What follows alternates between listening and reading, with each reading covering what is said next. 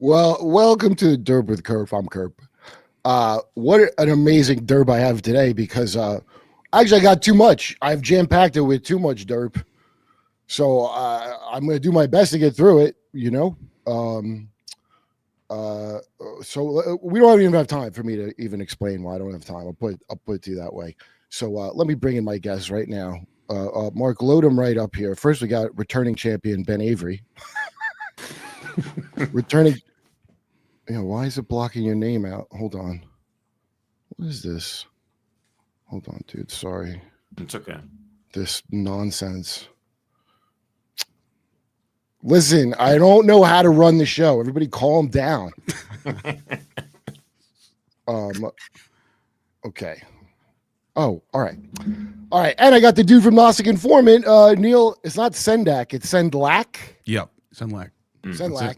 Which I watched that. I've watched that a lot of times. And then yesterday I was scrambling for guests, and so I asked like way too many people, and then I got an embarrassment of riches of guests. Nice. Okay, and yeah. So I know Neil from well, first I seen you on Myth Vision. Yeah, and then I saw you talking to Ammon Hillman. Mm-hmm. Ben, are you familiar with Ammon Hillman? No. Wow. Is he the herald of? Is he like the John the Baptist of the Antichrist? Something like that. Yeah, he's definitely the Pope of the Antichrist movement, I would say. I mean, he could say he's the Pope, but would the Pope of that be on YouTube? That's what I say. The Pope, actually, yeah, you're right. The Pope is technically the Pope of the Antichrist movement, I guess, depending on. Is he the gray anti-Pope? Maybe they have a 3 thing like the real Catholics. Yeah. Like the real Mariologists Vatican II, like Vatican II, Vatican III. Yeah, that's. and so I was messaging you about it yesterday because you're one of the few people. I don't know if people know who Ammon Hillman is, and now that I'm the master of screen sharing, I can show everyone. But there's an old video of him that I can no longer find where he was fat and had a suit. He looked like a Zach Galifianakis type, and he had hair. And he was not doing like. Not tatted up. Man. Yeah, he was like somewhat normal, somewhat scholarly. I've seen that video. Because he clearly knows a lot of stuff about very, and I try to watch his channel. I'm like, what in the hell's going on? In case Ben doesn't know, he's an actual PhD classical philologist who understands ancient Greek, teaches it for a living. So he's legit, but he's also, as Kurt will probably agree with me a little bit. He goes a little bit beyond the scholarly realms, and he goes like into these areas that are just like a little, I don't know. I'm gonna play the clip right now and do a sweet screen share. Hold on, let me just. Okay. God damn it. No, this. You know what? We'll do this one first, actually, dude, and then I'll do Ammon Hillman because. So Gnosticism, am I correct in this, Neil, is kind of a catch-all term that it encompasses a lot of stuff? Yeah, it's an umbrella term that doesn't really define anything because the groups that we call Gnostics all called themselves Christians or something like Nassenes or Ophites or the sect of the Sethians or something. So like scholars later on, because of some of these church fathers calling them all Gnostics as like one big giant heresy, that's stuck. So do you know what it is, Ben? Gnosticism, or do you know enough about it? Of course, yeah. It's knowledge that you pull from your own asshole. Pretty much. I don't know. Yeah, no, because that's where I get my knowledge. It's funny that you said that because they're I think the one thing that separates a Gnostic from a Orthodox normal Christian is that in Orthodoxy or Catholicism or even Protestantism, you get salvation through faith. In Gnosticism, you get salvation through gnosis, which is a divine knowledge of the heavens and God and divine. So that's the big. So you got to know a guy. It's like getting in a club. You got to know a guy. Yeah, it's basically the religious version of I know a guy. Yeah. Yeah, like the secret knock to get into heaven. I'm sure it comes down to that. If that's real, full screen the video. Okay, hold on. Let me full screen this real quick. Wait, is it full screen? No, it's not, is it? Okay. Bam. There you go. Okay. Now, this is from one of these Seven Mountains churches. I don't know if you're familiar with Charlie Kirk's great friend Mikey McCoy and his dad, Pastor Rob McCoy. But they're connected to all these great Seven Mountains churches. Ben, do you know what the Seven Mountains are, right? Let me look it up. It's some devil shit. Let me save you some time. Oh yeah. No, we talked about it. Revelation with Blair, has right? the 7 hills. Yeah, it's also like a symbol for Rome, because Rome is a city that has 7 hills. Yeah, so, it's and there's 7 emanations of. It's actually Gnostic and actually connects to Mary Bailey, her book about the externalization of the hierarchy. The Cincinnatus Society is that? Oh yeah, it's like a network of networks. Okay, so when say you're Jim Jones, who is probably a good proud member. Once you're an embarrassment, then we could just say, oh, you're not in my network. It's really a pyramid scheme like any other kind of thing. So this guy, I was like randomly watching a thing about I was going down the rabbit hole of Pastor Rob McCoy, and so this lady, I forget the name, Magical Mystery Church, her channel is. I don't approve all these filters, god damn it. I gotta say, I just cool it on the filters. I don't know if she's trying to not get copyright struck, but this is a guy, and his name is McCorkle, and he's from that Kansas City IHOP. It's called IHOP, but it's of prayer. There's no pancakes. It's just prayer. Wow. And I'm going to guess worse things based on this guy's sermon to these teens. But Ben, you were a real churchy guy. I know. Mm-hmm. Were you in some kind of church thing yourself? Neil? Yes. Yeah, for a long time, yeah. What were you in? Well, actually, I grew up Catholic, but not like, the every Italian family, just you go to church twice a year for Christmas and Easter. You get baptized and all that. That was like the thing, right? Okay. But then when I went to prison when I was in my early 20s, for what? Huge possession of pills and all types of stuff. And I talk about this on my channel. This is not like exclusive or anything, so people know about this. I'm very upfront about it. So, anyways, but when I left there, I became a Christian as a way to like get my life together, and I credit Christianity for that still, even to this day. But yeah, that's what I didn't go back to Catholicism. I went to evangelical, Zionist, Baptist, the whole. That's what this is. That's what I started. That's what I got myself into for a couple of years, like 6 years. Well, okay, so that's great. And Ben is from literally like a footloose church. Yes. No dancing. No African 3-time beats. No sounds. No smiling. No jungle drums in your music, Ben. And we got a youth minister thrown out because he was clapping along to a song, and there was like a big. There was a big intervention with him, and he had to move. It was like he had to go into hiding because he was just clapping along to a song. What is this, like the Democratic Socialists of America or a church? All right. Personal point of privilege. Just jazz hands, point of privilege. They do intersect all these things. All right, play this. You tell me if this sermon. Now I know as a Jehovah, this would not have sat well with anyone. I can say that as far as official. What they would tell you in Jehovah's Witnesses, whatever the faults of Jehovah's Witnesses, it wouldn't be like this. I do remember that, but you tell me what this sounds like. All right, go ahead, let's play this. Oh, I have to play it, don't I? Sorry. I'm filtering this through Mark. Okay, press. Get ready for some real preaching. I have one lover.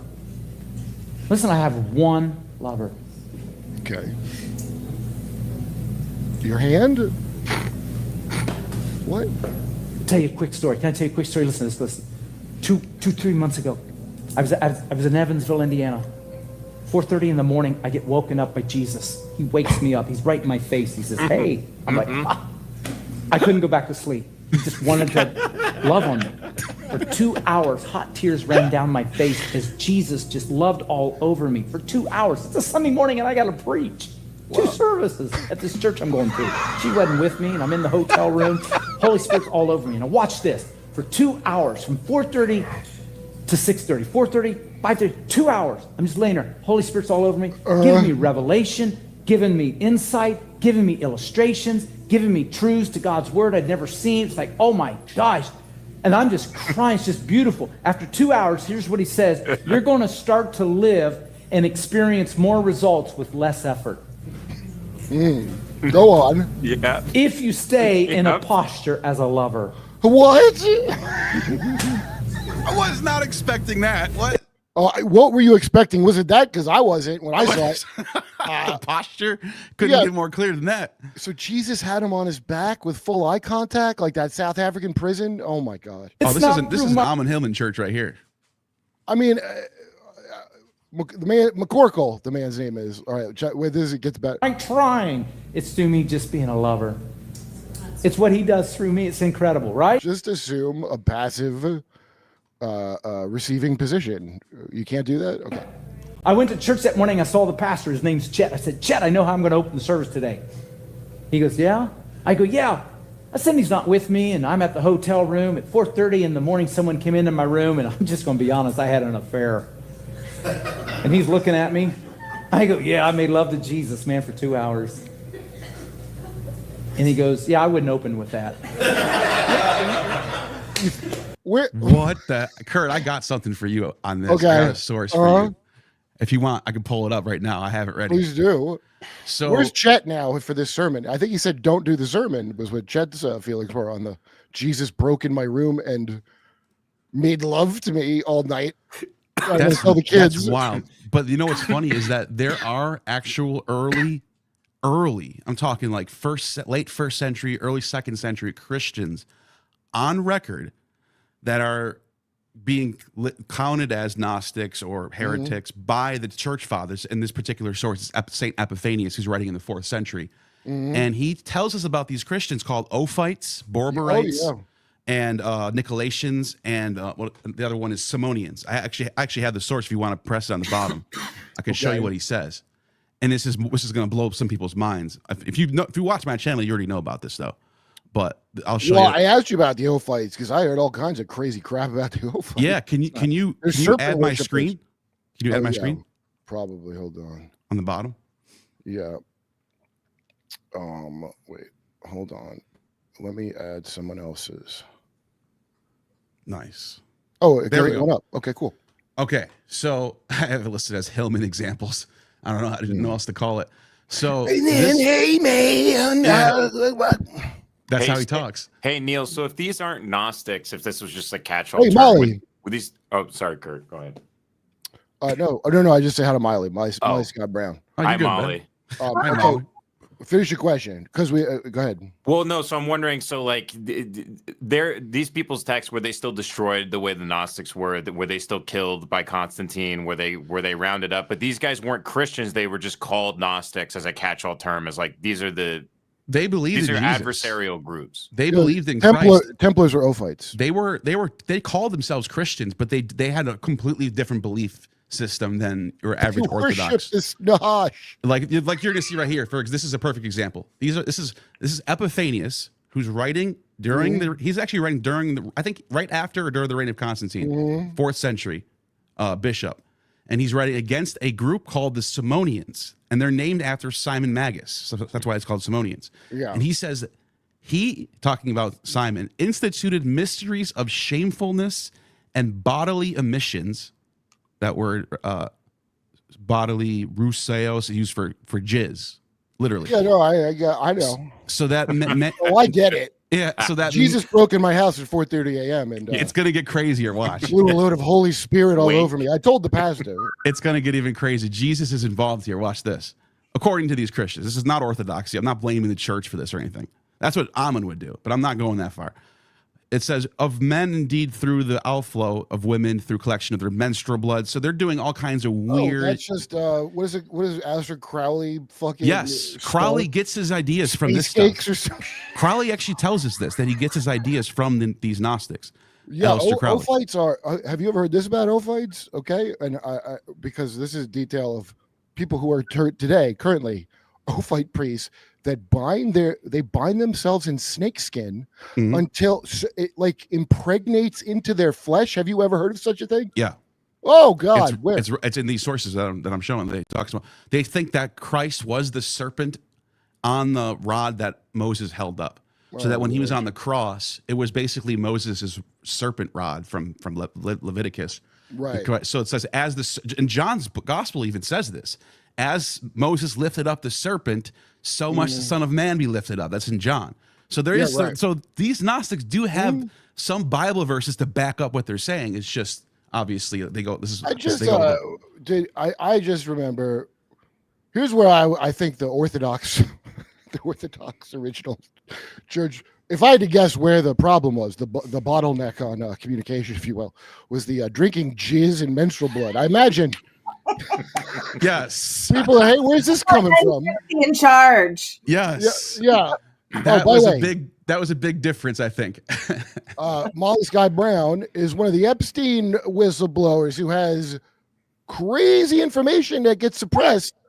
So it's great that I'm bringing her in now for this horrible fight conversation. The Templars. Yeah, let me finish this off then, so she can tell us about that, because I'm actually really want to hear that. It's all connected. It is. That's a fact. Yes, it is. So, just to make a long story short, he goes through all these crazy rituals of them eating semen and menstrual fluid and all this stuff, and then he says right here, they perform what he calls the agape. And it says with their brothers. The agape lodge, huh? So this is where okay. The agape, more like it. Yeah, that's what he calls it. And then he says I'm truly ashamed to mention they do vile things. It is shame to even speak about these obscenities. And then what's that? The original grinder. Yeah, this is it. This is the original grinder app right here. This is actually a transcript of Mike Johnson's grinder. So he keeps on telling about how they're doing these Eucharists with semen and all this stuff, and then he eventually brings up that there is a gospel that they have called Questions. Let me just do a word search. Questions of Mary. I mean, this is less crazy than eating flesh, though. Like Catholicism, they believe they're literally eating the flesh of Christ. Like it's an actual death cult. You know what's even crazier than that? All the processed food has fetal abortion tissue in it. It's called HEK something something. It's like monosodium glutamate. All of it, the halal meat, the kosher meat. Laura Logan, it hasn't come out yet, the documentary, but my buddy is an editor on her stuff. They asked these people they were at the, I think it was kosher, not halal they were at. And they go, if this amount of this was pork, you wouldn't be able to sell this as kosher. Go, there's going to be a little bit of, all the food has that in it. No, I didn't know what it was for at first. I thought it was like some kind of dark sacrament, which it probably is, but it's because the stem cells activate something in your flavor, in your tongue. Really? Oh my, yes. And weird.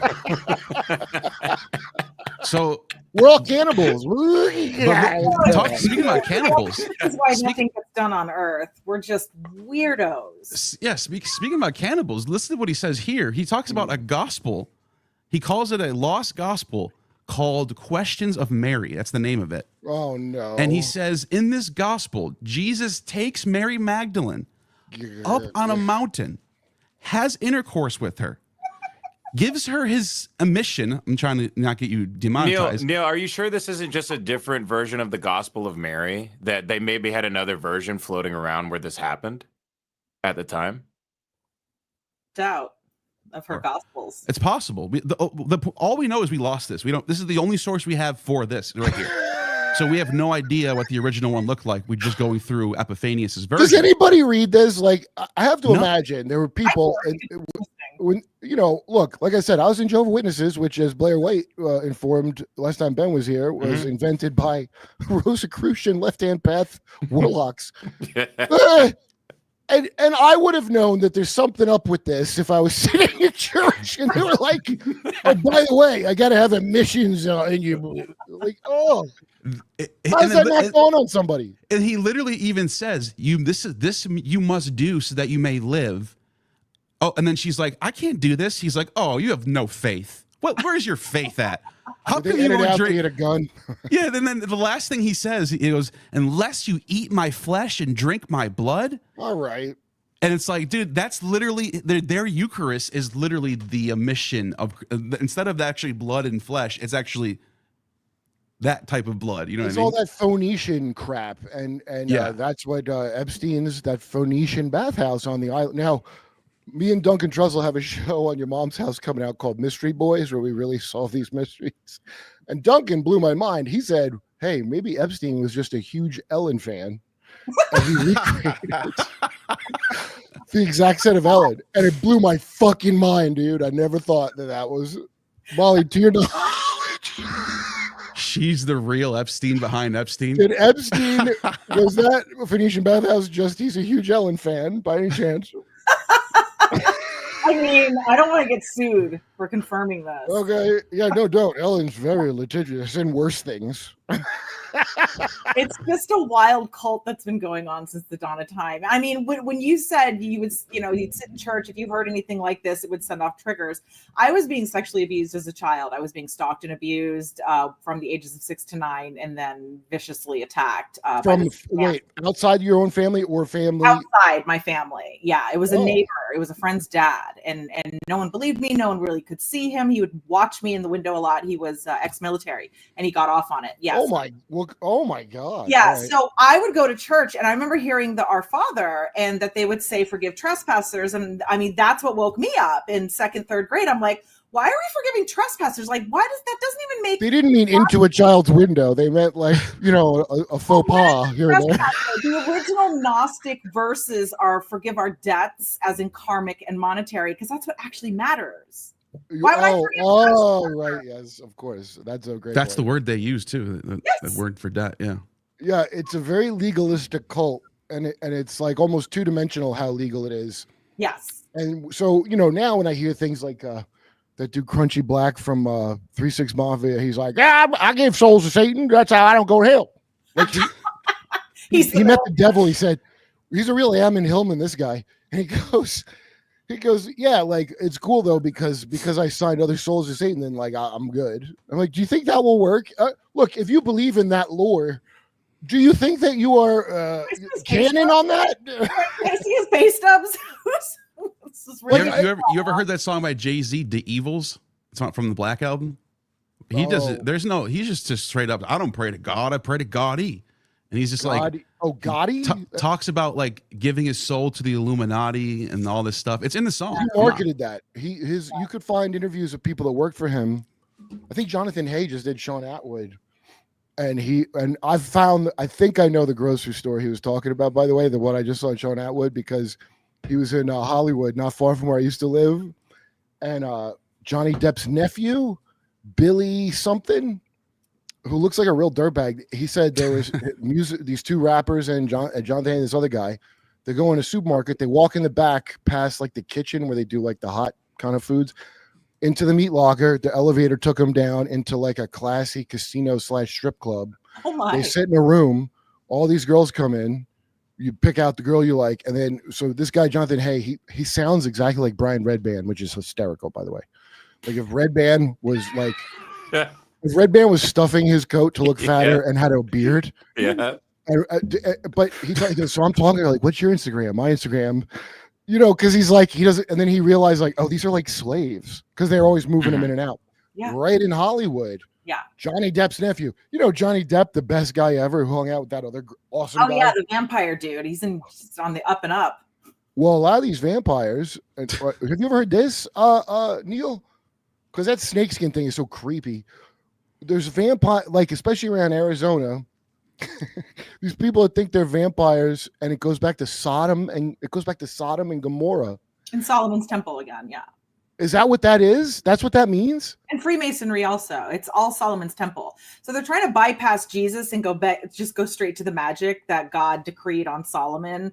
So that's why it's a fake Christian organization, and it's really Solomon's Temple organization. And the reason why they like Solomon so much, because Solomon in the Book of Chronicles, first before he builds the second temple or the first temple, he builds a temple dedicated to the goddess Asher or Ashtaroth or Ash. The goddess Asher? of foreign pussy, I imagine. Yeah, it's basically the Semitic version of Aphrodite, the sex goddess. And it is. Yeah, so you think he got Charlie Sheen with it? This is in the Bible. This is not like a Gnostic version. This is in the regular It's a very Bible. interesting story because that's Palantir. So Saruman is very obviously Solomon. And the Palantir, it's all about a guy who's Saruman the Wise is like Solomon or Shlomo if you speak Hebrew, Shlomo the Wise. And so when I heard that story that he prayed for wisdom, I didn't realize, you don't think about the translations and stuff. And it was like praying for discernment or something, really. Like discernment to go, hey. Upon us. So that will be a prayer answered. This is what 1 Kings 11 says right here. Solomon worshipped Ashtaroth, the goddess of the Sidonians, and Molech, the detestable god of the Ammonites. In this way, Solomon did what was evil in the Lord's sight. He refused to follow the Lord completely, as his father David had done. On the Mount of Olives, east of Jerusalem, he built a pagan shrine for Chemosh, the detestable god of Moab, and another for Molech, the detestable god. So he's building temples all over the place to all these pagan gods. This is in the Bible. Yeah.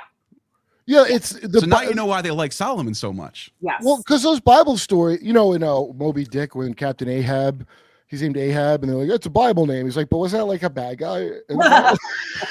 Hey, don't go looking at that. Yeah, like people, the Bible isn't like the story of like Luke Skywalker and shit. It's the story of like a bunch of people that like suck and how they sucked mostly. Basically. Pretty much. Like, you see this asshole? Like it's almost like the Chris Chan documentary, like the Chris Chan wiki. Yeah. The level of disgust. If you watch that guy, yeah. And then God has to destroy everything and start over, and that's basically the recurring theme. I was supposed to get Gary Wayne on, or I was trying to. He didn't respond, and I wanted to ask because I've only heard two separate sources say this about the flood. One is Gary Wayne, which was not necessarily that God himself made the flood, but from what he was saying, I got to ask him about it. It sounded like he was saying something like, God hardened Pharaoh's heart, so he did this. Okay, Tracy Twyman, whose video I sent to Neil, when she was doing crazy Ouija board divinations with Cain, who's trapped in the black sun inside the earth, he told her. He said he made the flood happen. He said they're trying to take the throne of Adam from him. I made the flood happen. What? Wow. And he said yes, and he's like kind of being. It's insane, and so I just want to hear new. I only did church a lot, so I would get so bored I'd read the Bible. Like imagine you're a kid. Oh, reading absolutely. the Bible for entertainment because you're so bored from.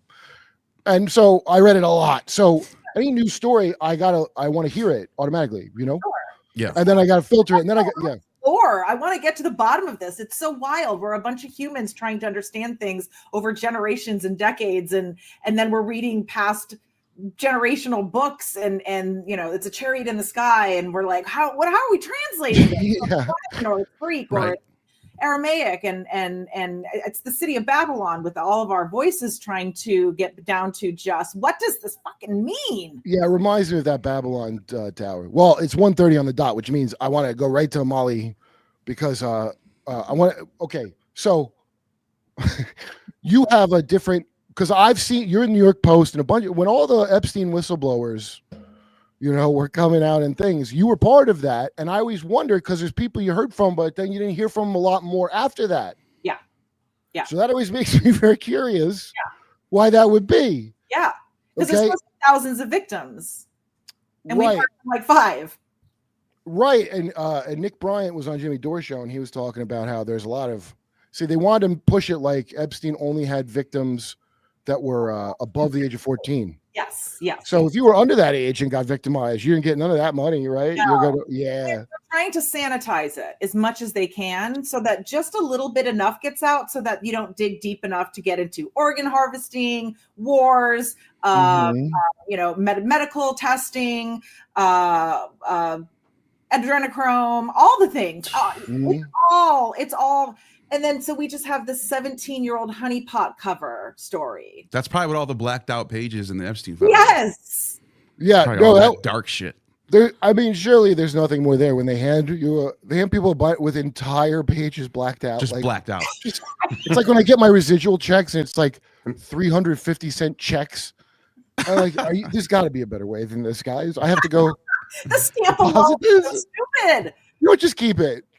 Right. What was the point? That was not a declassification of anything. This is just giving us a blank black paper. That's all it was. Well, I think to cover up Bill worship. The first charade where they gave all the social media people the files, and just nothing comes of it. Nothing comes of it. And every night we go to bed, and every day we wake up, and we're like, "Are we still doing this? Are we getting anywhere?" Nothing to see here. Molly, so will you just tell us real quick what are the things that they want you to not tell? Tell us all. Snitch on these Snitch, I say. Part of it is that there's a cover up. Like we were all just speculating that there's a cover story. We're not getting to the heart of the things. We're not getting to the blackmail, the compromat, the government officials, the power plays, all the parties and what was going on there, the honey potters, the fake girlfriends, the fake relationships. So when I came forward, I didn't know who these people were. I didn't know who Maxwell was, and I didn't know who Epstein was because I never played along. But I grew up in Palm Beach County. I went to Jupiter High School in the 90s. And my freshman year of high school, I was working at a gym in Jupiter. And Ghislaine Maxwell came in. I was working out. I just finished my shift. I worked over in the daycare on the weekends. It was one of my first jobs. I was like 14, 15 years old. And I could only work 8 hours total, or maybe even 4 hours a week. Very minimal. And then they gave me a free gym membership also because our Jupiter High School had no gym and we would all have to find a different place to work out. It was just for athletics. So it was a hunting ground I lived in a beach area, a rich beach area. So Yeah, right. for Ghislaine Maxwell. So she comes in, and I was born with congenital hip dysplasia. I have been in traction. I've had surgeries and body casts when I was 18 months. And again, when I was 3, I was in 2 different body casts and in 2 different mechanisms for medical. You don't have to brag. I know, right? Don't you want to be me?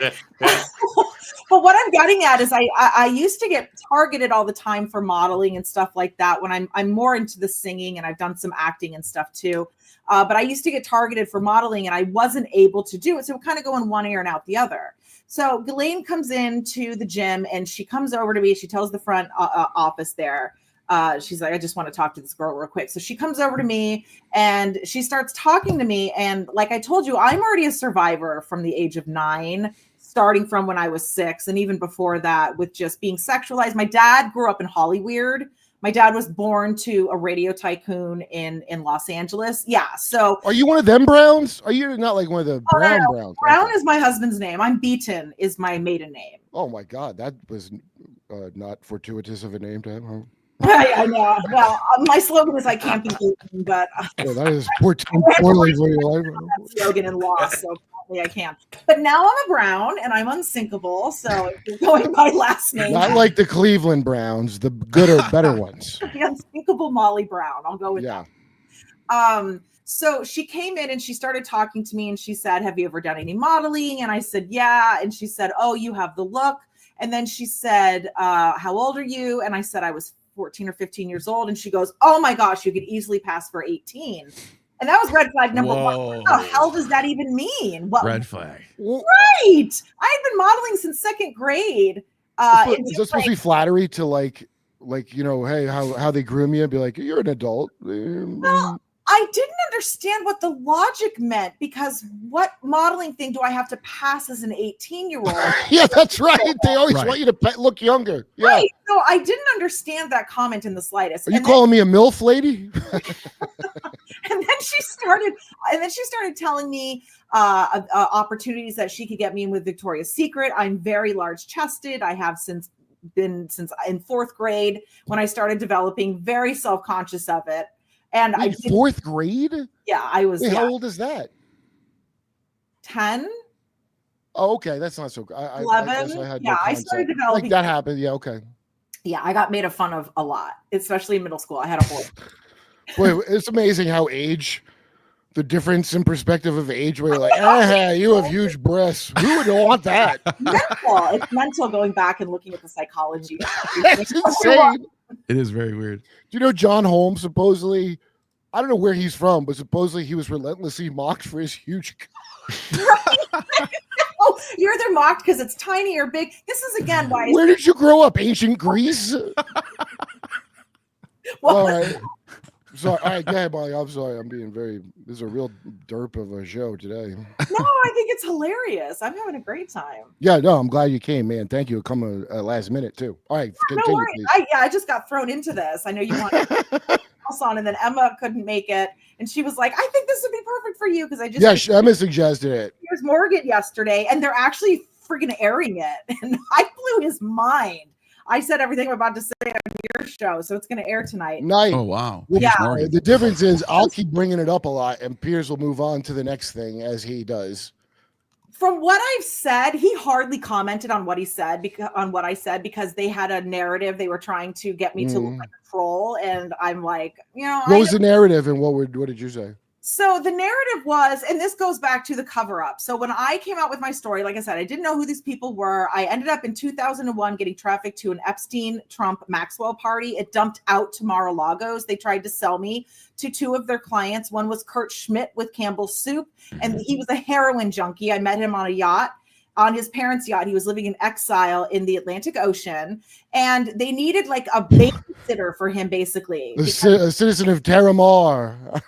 Right. Well, I wasn't allowed to go, but yes, exactly right. Yeah, he was living in Terramar Lane. Earthsea, I'm from. You have no jurisdiction, officer.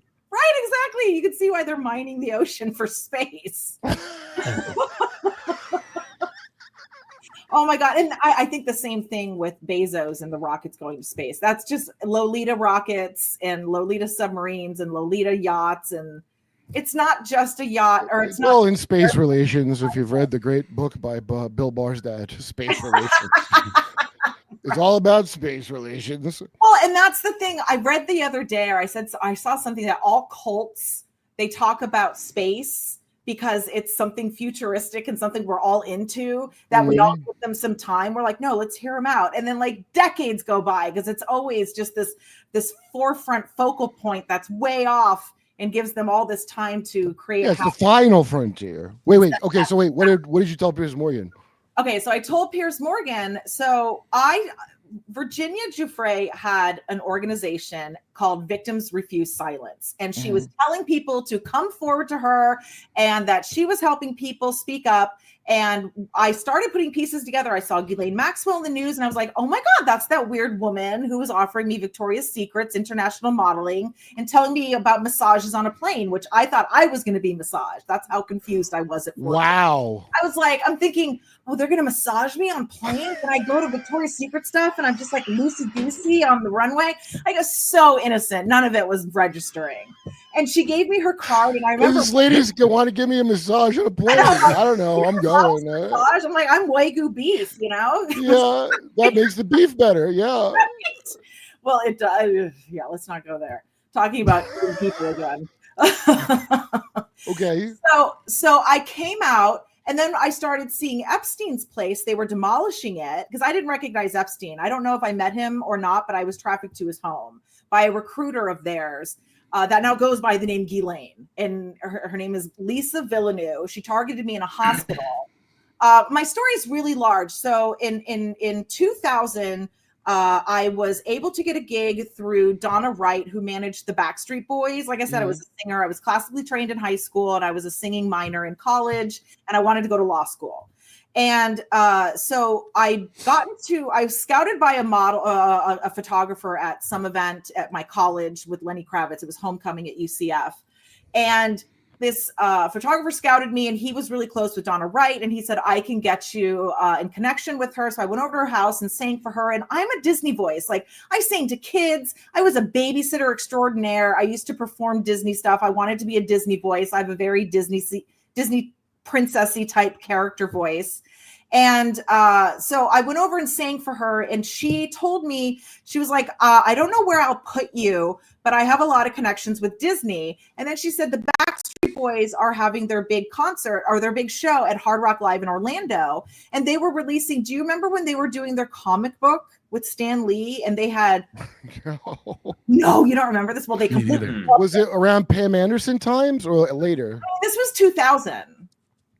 So this is their Millennia tour. This is like they're when they were in their prime, right? Right around that time. Yeah, it was Millennia tour. They had gotten in with Stan Lee, and they were debuting a comic book, and they had alter egos where they were like superheroes, and they had action figures, and Burger King was getting involved in everything. So Donna Wright had some pull within the show still, even though she wasn't managing the Backstreet Boys anymore.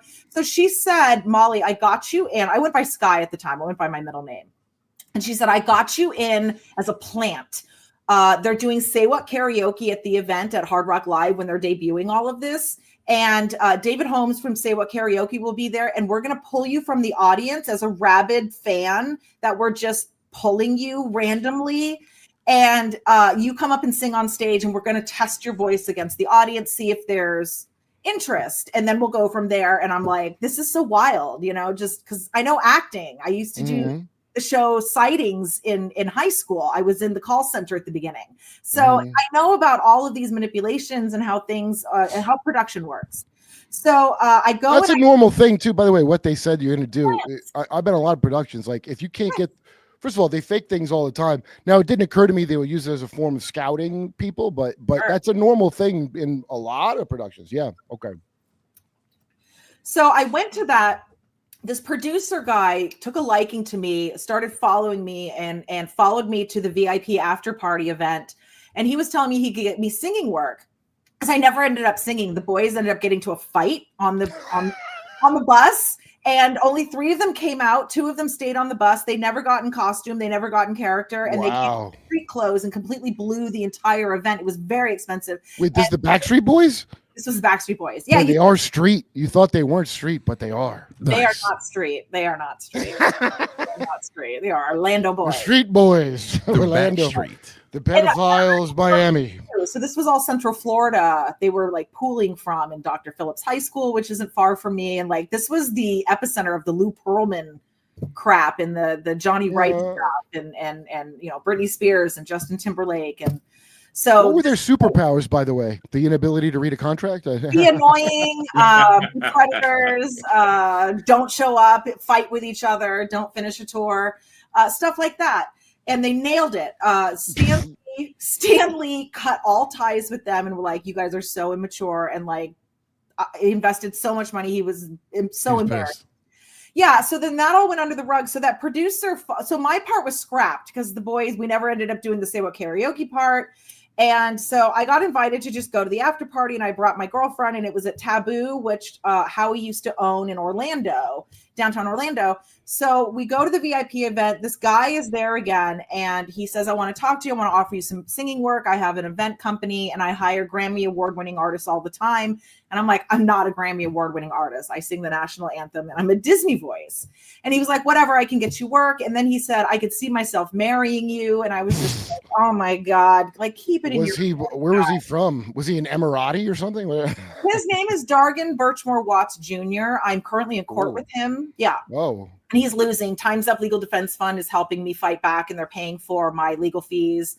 I mean, a guy with 4 names, that's a real important fellow. Yeah. Well, his dad was a race car driver, so he's a little Nepo asshole. And so he started his business. His dad helped him start that business. So he does events all over the world. And I agreed to go to dinner with him because this is how showbiz works. Like, how old was he? He's 10 years older than me. And this was 2000. So I was 22. I was just finishing up college. I was in senior year of college. And he was 10 years older than me. And so like I said before, I went over to Donna's Right to like audition for her. This is how the industry works. You go to business dinners, you go to this, you go to that. You know, CPAs don't go to business dinners and then have Harvey Weinstein's type situations so that they can do someone taxes.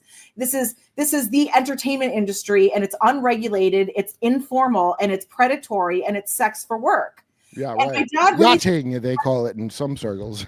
It's a form of yachting. The casting couching, right? I mean, all of that originated on even Broadway. And so my dad was always trying to protect me from that. Like I said, he grew up in Hollywood. His brothers were friends with Hefner and used to hang out with Hefner and JFK. Whoa, that's not a good sign. They were older than my dad. Oh no, they're not good people. They stole our inheritance, which was a couple $1 million.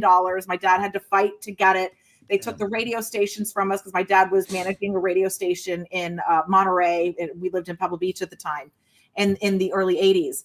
And that was right after I got raped by that guy down there when I was 9. We moved right after that to Florida because of all the things that were going on with the lawsuit and my grandfather dying and my uncle stealing everything and appropriating the will. And then we had to fight all that and contest all that. And so a neighbor, that was like a neighbor just was doing that, and then nobody believed. That's so crazy. I like. Well, yeah. So I would see him in my window, and I would get really freaked out because we lived in Pebble Beach. It was a gated neighborhood. We lived in a small house in the back, and we had a huge lot in the backyard and a patio that my dad built with a hot tub in the back that you could step on it and look in my window. And so they'd be watching. He would be stepping on it and looking at you. He would be watching me right in the window, and I had Whoa. peekaboo curtains where it was just the top curtain and the bottom curtain, and then there's like a line in between. They're called peekaboo curtains. And I would hear someone out on the balcony because he was already abusing me before this. He had said really creepy things to me. He when I first met him when I was 6 years old, I had a baby carriage and I was going down the street and then coming back. And he came over to me. He was hedging his yard, and he came over and said he wanted to put a baby in my belly. And I didn't know what the hell that meant. But this was the 80s when children were to be seen and not heard. I was not allowed to speak. I can't tell you how many times my parents had to have me, like they tried to have me institutionalized for arguing, for defending myself, for trying to tell them what was going on. I don't remember the 80s being children. That sounds a little older. Sounds a bit older. My mom, when I was in the 80s, I gotta give my mom a lot of credit because one thing I can say for her, she told us real early, nobody's supposed to be touching or doing nothing. Well, my mom worded it differently, and this is why I try to advocate so we say the right things. My mom said, never let anyone touch you. I never let anyone touch me. No, you got to say, my mom, I had but in her, I have to say, I appreciate it, but I did have nightmares because, she told us, I mean, not super graphically what would happen, but if you just medically say what would happen, it's very graphic. So I would have nightmares where I'm going, no, I said no to the candy. We're getting crapped. God bless you. But it put the fear of strangers in me, I'll tell you that. He's 19 now, and I think he's in trauma therapy just from hearing my world, my stories, and my teachings. Because, I mean, going back to what we were talking about with the Gnostic texts, it's all like a sex cult. Yeah, right. All cults become sex cult. So we've got to make sure the children know what's going on to an extent without horrifying them too much. I mean, don't rip their eyes open so that they can't be innocent at all, but massively, we've got to be protecting them and saying the right things. So anyway, so that guy, it got to the point where he was looking at my window at night. And I would go out and I'd like hide behind the sofa when my parents would be watching TV. They'd be watching Golden Girls or something like that. And I go hide behind the sofa and sleep there. And my parents would come out and they wouldn't let me speak, especially my mother. She was from the Midwest. She didn't know. And she lived a very sheltered life. Nothing ever happened to her that she has ever told me. And she always thought my dad was crazy for the shit my dad would say of, no, you don't understand what real people are like. And he would say my mom has rose-colored glasses on. And then she was my manager on top of it in like high school when I started doing the modeling and the acting and singing. Oh, there's nothing better than a modeling manager with rose-colored glasses. Holy shit. She almost trafficked me to a billionaire when I was 17. I sang the national anthem for the Miami Dolphins, and the owner's son, Ray Huizinga, took a liking to me. He was 32 and I was 17. I was managing a recording studio at Echo Beach Studios in Jupiter, Florida, still in high school. And I sang for the Dolphins thing. He took a huge liking to me. I've got a letterhead of him flirting with me. I mean, he's so fucked. Unfortunately, I have statute of limitations, so no one will do anything. That's why I just speak freely. And if they sue me, I fucking fight back. And nice. God helps me, and whatever God is, the universe, because I believe karma wants this nonsense to end. I think karma is what made the flood happen. You know, about Boy George, Karma Chameleon. That's I think he's in on it. I love that song as a kid. Popping along. Wait. Okay, hold on. I gotta go to the bathroom real quick. So okay. I want to know. Getting back to the Backstreet Boys pipeline to Epstein Island. Yeah, was the main thing. We got diverted on the bizarre thing that just said that. Where I'm like, I know quite a few people whose mom is like that, and I got a lot of suspicions. In fact, I dated a girl whose mom was like that. And it starts to come off like Munchausen syndrome of trying to get something to happen to your kid. My mom used to say she was living vicariously through me because she was. Yeah, I don't think she's at rose-colored glasses. I think it's Moloch sacrifice in a way. It is, and I call her out on it because she doesn't stand with me. She witnessed so many things. So with that guy Ray Huizinga with the Miami Dolphins. He assaulted me. He asked me for a business dinner also. I took my dad's Porsche because my dad was like, listen, I don't want these people thinking they can mess with you and we're not going to come for them. And so I drove my dad's Porsche and met him for dinner. And we ended up not going to dinner. We went to some bar. First, we went to the Panthers game and he was like holding my hand. And I was like, okay, so this is weird. Because he was saying he could help me get more stuff within the NFL. And I'm like, where's there singing in the NFL? You know, same with the Maxwell shit that I look 18. I'm like, what? Same with the trespassing shit. None of this makes sense. Right. Like, it's illogical. And that's the discernment. No, there's a point where you go, this doesn't make any sense, and am I safe? all your training is to tell yourself, like, no, of course it makes sense. I must be me. That's wrong. Part that my mother had. She never really had any of these abuses happen to her, so she was thinking, oh, well, these could happen to someone, and the likelihood of it happening to me or under her nose is unlikely. And I'm just like, Mom, I'm writing the biggest book ever, and you're still watching Netflix. It sounds like she's saying it's worth the risk to my kid, is what it sounds like she's saying. Basically, so that I went to dinner with Ray. We ended up not having dinner. We went to the game. He tried to get me to drink, and I told him, I used to do the morning announcements at school every morning on video. I was on part of the news team. I was on the journalism team. She's like a theater kid almost. Oh, absolutely a theater kid. Absolutely, I did the drama. Well, they are really prime targets for some weird older creep. So many different. Well, yeah, it's our grooming. Go love up on that producer.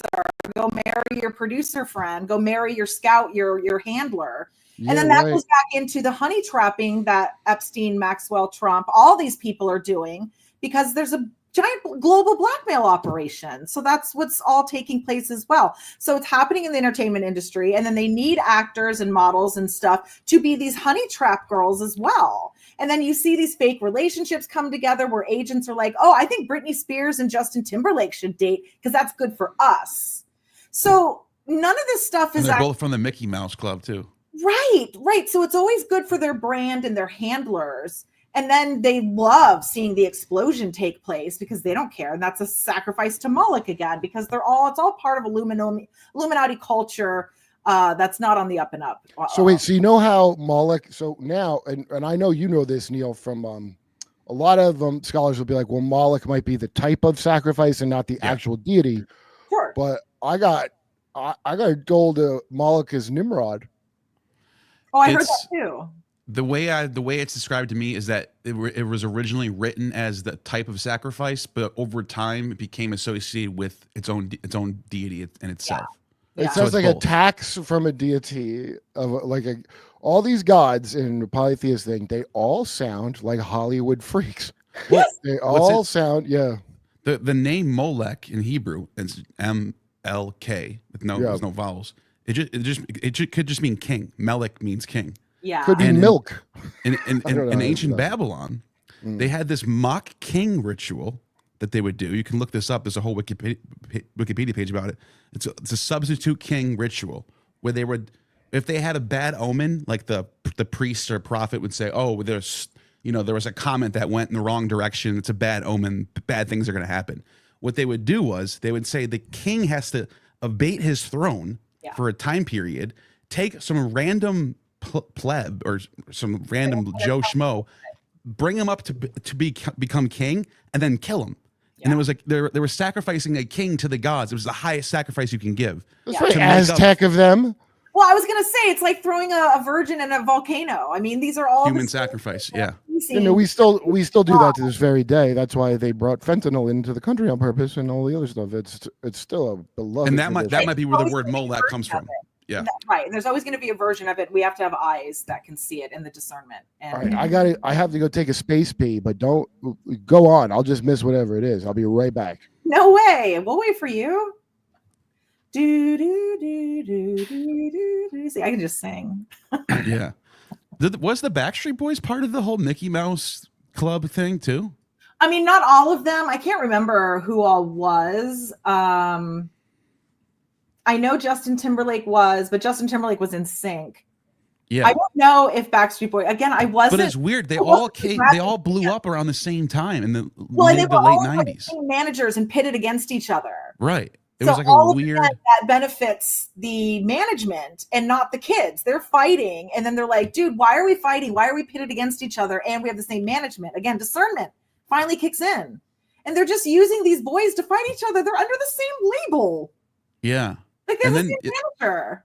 And then you have like the anti-bad boy band Eminem with the initials MM, who's also like really highly.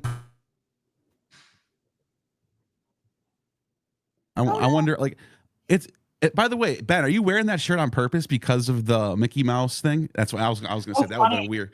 Yeah. Well, my daughter also likes it. She just says Mickey, but it's just funny. I don't know. It's funny to come on here with Kurt and be drinking Coca-Cola and wear a big Disney Right. sweatshirt. Yeah.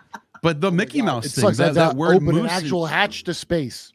that word moose, I guess that word moose is a German for like, I mean, it can mean like to get, what does it mean again, Kurt? Kurt, you're the one that showed me this video about Mickey Mouse. The German it's word. Mac the Knife. It's like Mickey Mouse. The Mackie knife or Messer. something. Yeah. From the Three Penny Opera. Mackie, yeah. So it sounds, so the lady singing it sounds like she's saying Mickey Mouse. I want to get, what's her name on too? The one that was saying she's Epstein. I had her on too, because Disney's real name being Artur Beak is one of my favorite things I've ever heard. And that's the real name? His real name is what? Artur Beak. B-I-C-K-E. I didn't know that. My Well, dad ChatGPT. lived by Disney's house. They lived in the same area. What? Yeah, he lived right around the corner. You knew the Beak family? Well, no, but my Right. dad really liked Disney, but I mean, it's all programming. Oh, no kidding. Well, I think C.V. Wood that made the park also made Lake Havasu, which is really a bad And place. he's a 33-degree Mason, also. You know, Yeah, you well, got that's me, that's Of course, they 33. have to be. That's the extra dimension. That's Tomorrowland, starring George Clooney, where they get to live. Wait. So I want to get back to We'll get there. Okay, because I want to you were on tour doing some with the Backstreet Boys. I know, They're gonna do it. I promise all of these Okay, all rules will come to a conclusion and we'll get through Hey, this. I get it. I'm constantly promising that. You know, a lot of the viewers, they're always like, "Hey, why don't you interrupt the guests more? Why are you so?" You know, and I'm trying to work on it, guys. Relax. Aw, I get the same criticisms. We're just being human and trying to tell you what's up while also enjoying life. And Yeah, perfect, and we're not professionals. We're just people. I mean, I technically am, but it doesn't show very well. I technically have 25 years of experience, but you can't tell. My God. Well, I broke free. So with the Backstreet Boy thing, and then also with the billionaire thing, I can wrap up the Ray Huizinga thing really quickly. So with the Ray Huizinga thing, so he assaulted me we ended up at this place called the Elbow Room down in Fort Lauderdale. We came in through the service entrance with his bodyguard, who was his driver. And then it was me and Ray. And Ray was already shit-faced by this point. He wanted me to drink at the Panthers game, and I wouldn't drink. And I was telling him I had to be up really early, and I'm driving my dad's car, and I do the morning news, and like I can't do any of I'm not drinking. And I didn't drink. But he kept persisting. So then we left there within like 5-10 minutes because he was not happy that I wasn't drinking. So then we go to the Elbow Room, which is a place he used to go all the time, I guess, is what I learned later. And we went in through the service entrance, and I sat at this like round table. It was like a wood table. It almost looked like what has like big ropes or chains on it. It was turned into that kind of a table. Do you know what I'm talking about? Yeah, I mean, Like- no, what? What? Yeah, I was trying to explain One of this. those tables, Ben? Well- Was that one of your Christian tables from your Footloose? Ben, get on the Christian table. You're dancing and clapping your hands. Like it was a It's for bar. Jesus. Get on it. It was a bar. It was a bar type setting. So they were like rustic. It was like rustic. So this was like whatever. Imagine like thread on a thing, like a little bob. Mhm. Take all the thread off, and you can make that a table. Like they have those Okay. like big rope type things. So it was like reused industrial type shit was our table. Okay. And we go in and we sit down, and I'm sitting in between the bodyguard and Ray. And I have on a turtleneck and long pants. And Ray at this point, he keeps touching me and groping me. And he grabs me and he starts trying to kiss me. And I push him away. And I said, Ray, I thought we were going to be talking about singing opportunities. Like, that's why I'm here. And then he goes, oh, we'll get to that. And then he took my head and slammed it into his Oh my crotch. God. And basically my nose was at his zipper, and he basically said to give him a blowjob. And I started crying at this point. I was being manhandled. I was There's scared. a bodyguard standing watching this happen. He's sitting next to me. Yes. And I get up. I'm crying at this point. I told Ray, I can't even remember everything that I said, but it was a scary moment. And then that's when Ray basically said, why don't you go take her back to her car? And the bodyguard took me back to the car and took me back to my dad's car, and I drove home. And I thought, I'm never going to hear from this guy again. And What I did you got guys home. talk about? The bodyguard and you? He apologized on behalf of Oh, Ray. Really? He did. He did. And he said he was very drunk. And I said, that's no excuse. And other than that, it was pretty quiet. But when we first got in the car, he did apologize for Ray. He could see I was very upset. And I didn't know what to say. And it's a weird thing to have to. I mean, can you imagine being that I entitled see that you it got? all the time. Yeah. Well, and then Ray said something to me afterwards. So I got home. It was like 10:30 at night. My mom takes sleeping pills to sleep, and my dad goes, has to work in the morning. So it's not like I go in and wake them up and I'm like, hey, my head got stuck in a crotch today trying to sing again. It got to the point where I didn't want to tell my parents much because I felt like they were going to clip my wings instead of fix the problem. Like I wanted to sing. I wanted to do these events. I used to do pageants and stuff to try to gain money for college and scholarship money. I used to perform. I would only do them if they had talent competition parts. Otherwise, oh God, it's bad enough doing that meat market stuff to begin with. But I didn't come home and immediately go in and be like, oh yeah, that was a train wreck. He shoved my head in his crotch and I started crying and good night, see you in the morning. It's amazing how that compromises you, like your hopes and dreams. Like it really does, doesn't it? It does, especially if your parents, if they're not going to do anything about the problem, but they're going to do something about you, which is just to minimize you, clip your wings and not let you go live your life. So I was like, I got to the point where I was like, I can handle this. I've been handling this since I was a kid. I can handle these guys. I can handle all of this. Take notes. I'm going to write a book one day about all these MFers and I'm going to expose them all one day. And here's present day where I am doing all the things. But at the time, it was very scary. So I go to bed. I go to school, I come back the next morning, and at this point I have my own answering machine that I have paid for and my own phone line that I paid for since I was getting calls from my agents. I was signed with like 3 agents at the time too. I was with Sarah Parker, Ava Gardner, and Boca Talent at the time. Wait, how old are you exactly at this point? 17, did you say? 17. Okay. Yeah. And I had gotten signed, I think around 15, around right the time that I met Maxwell, because that's when I started doing my first. Well, that's typically when a gal makes her most wise decisions of life, is around 17. Right? Yes. Oh, I had to be very careful to make sure that I didn't ruin adult me, That's one of the reasons I didn't drink. I was like, I don't trust people and I don't trust drugged around people. So I was a blast to hang out with. Let me tell you, they're like the moms here. And I'm like, I'm not going to tell on you guys, but I am sober. So I get home the next day from school and from work and I check my answering machine and there's a call from Ray Huizinga saying that he wants to talk to me. He had a great time. And I'm just like, are you fucking I had a great time slamming your head in my garage and have my bodyguard take you home. So I can't remember what all the message said, but I think he called back and my mom was standing there and I could see on the caller ID and I answered the phone and she was like, oh my God, he's calling again. And I answered the phone and he says he had a great time and he would like to take me away for a long weekend on his $80 million yacht this weekend.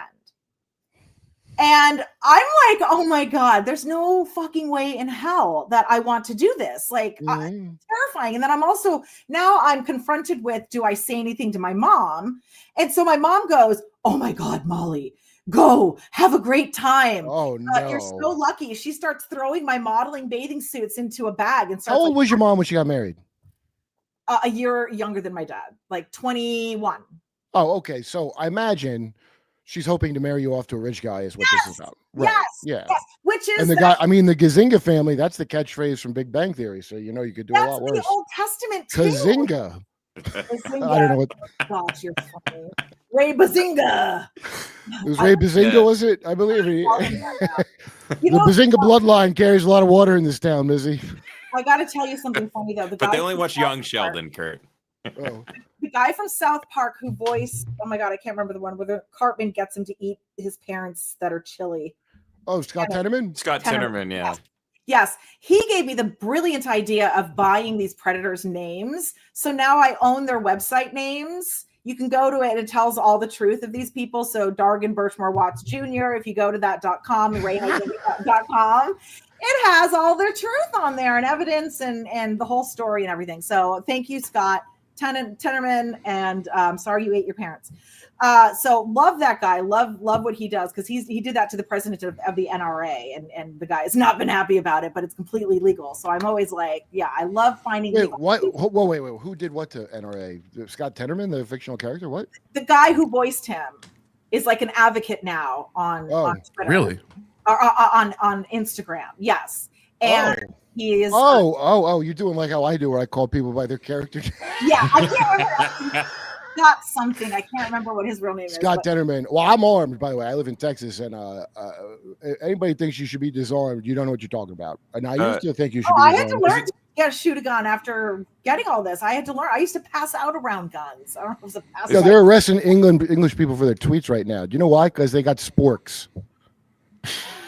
That's their weapon. I'm glad they're not arresting me. I mean, I just was on Piers Morgan. It's all going to broadcast over there. Yeah, and I'm like, one saving grace of the land of the plumed serpent here is that because they're not, you don't get any of the benefits of one of these like weaker English-speaking countries. Like Australia gave up all their guns after the first government-run school shooting, so they chumps, and so they can lock them down at will. In England, where they got 6,000 people, they were arrested for their tweets. Not in Russia. It wasn't Russia that did it. It was the West that did it. They're trying to gain control because, again, the monarchy is involved. Epstein was in with the monarchy. No, it wasn't even mad about. Yeah. He wanted to defraud the government. You know, he's Mossad. So they're all trying to lock him down. And then lock him I like to say that Mossad. Every time I have a say, I always I go, if only we may never know what country Jeffrey Epstein. Daddy either. I know. How would we ever guess? I wonder. Who is this man of mystery? So on the Bazinga yacht, is where you met Ghislaine again? She had already come at you at the gym. No, I didn't get to. Thank God I didn't go on the yacht. So I tell basically tell Ray, because my mom is like cheering it on. And I want to get off the phone with him. And I was like, well, let me talk to my parents. I think I told him my dad's never going to let me go. And this is when, going back to what I was alluding to earlier, he said, I'm really good with parents. So he does this. Oh, no. This is the thing. This is their MO. So shoving most groomers are good with parents. It's called grooming. That's how you do it. Right. So he says, I'm really good with parents. And I go, oh, if I put you on the phone with my dad, he will kill you and he will kill me. And so I got off the phone with him. I told him I'd call him back because I didn't want to pull one over on my dad. I didn't trust this guy. He just assaulted me. So it would have been silly if you did, if you trusted him after that.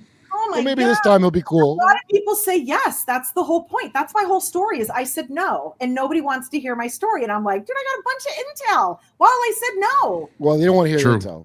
Yeah. But is that why the bodyguard's also apologizing after the first time, saying he's really drunk, he's really bad, yes, so you trust to come on? He probably has seen it a million times. Because he probably doesn't feel bad if he does this every night. Well, and the thing too, he might feel bad, but again, this guy looked like he was not born in America. So they don't want to get involved. They don't want to get involved. They don't want to get deported. They don't want to get in trouble. They don't want to be the fall guy. So they just kind of turn a blind eye and don't pay much attention. And just, he was a nice dude. And that's why he said what he said. Where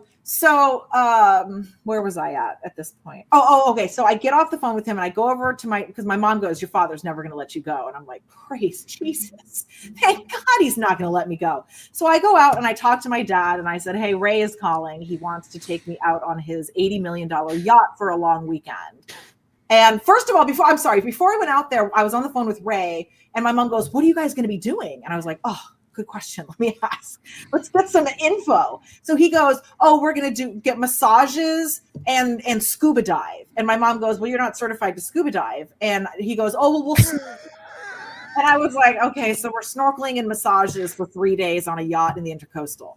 So I go and talk to my dad at this point, and my dad looks me straight in the face and he goes, Molly, I don't mean to be Captain Buzzkill, but there is not a chance in hell a grown-ass billionaire is taking my underage daughter into international waters.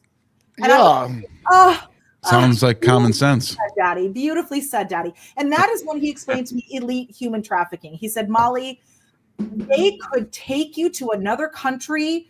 He's like, he has billions of dollars to fuck with people. He was like, while we have a little bit of money, I would lose everything trying to find you. He was like, if you went willingly into international waters with a billionaire underage, they could say you are anywhere. You could be dead, and they could be sending letters saying you're fine, you're modeling in another country. What year is this? This was 96, the fall of 96. This is before Taken with Liam Neeson came out, so it's very important that you knew that. Yeah. Okay, yeah. I think that came out, and I was very scared. I have never watched it. I mean, if that movie was real, the CIA guy would have sold his thing. But whatever, whatever. Scary for me. Too scary for me. I'll stick with Bluey at this point. So wait, I understand why if you are dodging this, that you are now, then you would end up, with Gillian and. I didn't know who these people were. Okay. I never said yes to anything. I just kept getting pulled into the orbits and offered shit. Okay. And would keep my wits about me because it seemed repetitive. Like I would have so many bad encounters. I said on another show when I was 15, my brother and I both auditioned. We one of the same agents. We had one or two of the same agents we had, and they would send us on calls together. And one of them was for Pringles when I was like 15 years old. And we drove down to Miami, and my brother was keeping an eye on me because he's 4 years older than me, 3.5, 4 years older than me. And we go down there and we auditioned for the Pringles commercial, and the agent had us going together to audition. We were in the same room. We were kind of playing off of each other with the script. And then at one point, the guy in the room, there was just one guy. It was like the casting director and the camera. And he was like, okay, I wanted you just with her. If you could go out of the room. And he sent my of age older brother out of the room. And he said, I think you're distracting her, and I really want to get a one-on-one with you, with just her. And so he went over and like stood by the door, and the guy was like, no, I need you to leave because you're distracting your sister. And I'm like, dude, he's not distracting me. I can do anything. I've acted with him before. So he goes out in the other room, and that's when the director goes, lift up your shirt. I need to see what you look like. And I started to, and then I go, what the fuck am I doing? Well, it's very casual. It was very casual. Very casual. I say it to Ben Avery all the time. I go, Ben, pop that shirt off and let's see. I'm sure you do. And he just command right on. I go, hey, Ben. Yeah, he's mind controlled. Poor Ben. Take off just your pants, but leave the shoes and shirt. That's how Kurt likes it. I like Stephen Collins, they call it. It's not like a Winnie the Pooh. You keep your shoes on. God, so dirty. Wait, okay. Because my derp clock is taking. So, wait, okay, go ahead. But you thought you had this stuff. You were pretty good at picking this out. Yeah. Is what you're getting at. Right. I said I wasn't interested in the part. I wasn't in because I was going in my head. I'm like, when have there been Pringles commercials where they're in their bathing suits or naked? So I just got the creep vibe from him, and I was like, I don't want this commercial that much. I was gonna get like $200. Like, it's not a fucking huge deal. Hey, wait a minute. Pringles doesn't do full nudity. Right? What has Pringle been in? Hold on just 1 second. Just a cotton minute. Okay. So, and this was before the internet too, so I couldn't Google like nude Pringles commercials for references. Yeah. So I had to really go by my logic. So maybe just they do Too Hot for Pringles. It was around that time. Too hot for Pringles, yeah, smoking chips. So I was very aware of like what was going on in the industry, and I had to be aware of it. My dad was super aware of it too. He knew everyone was creeps, and like I said, grew up in Hollyweird. He used to refer to it as Hollyweird, and he raised us in Monterey County, Pebble Beach. Purposely, he wanted nothing to do with LA and LA County. And then Pebble Beach, Monterey, is another giant trafficking hub. If you look it up, Monterey County is a gigantic trafficking hub, which we had no idea at the time.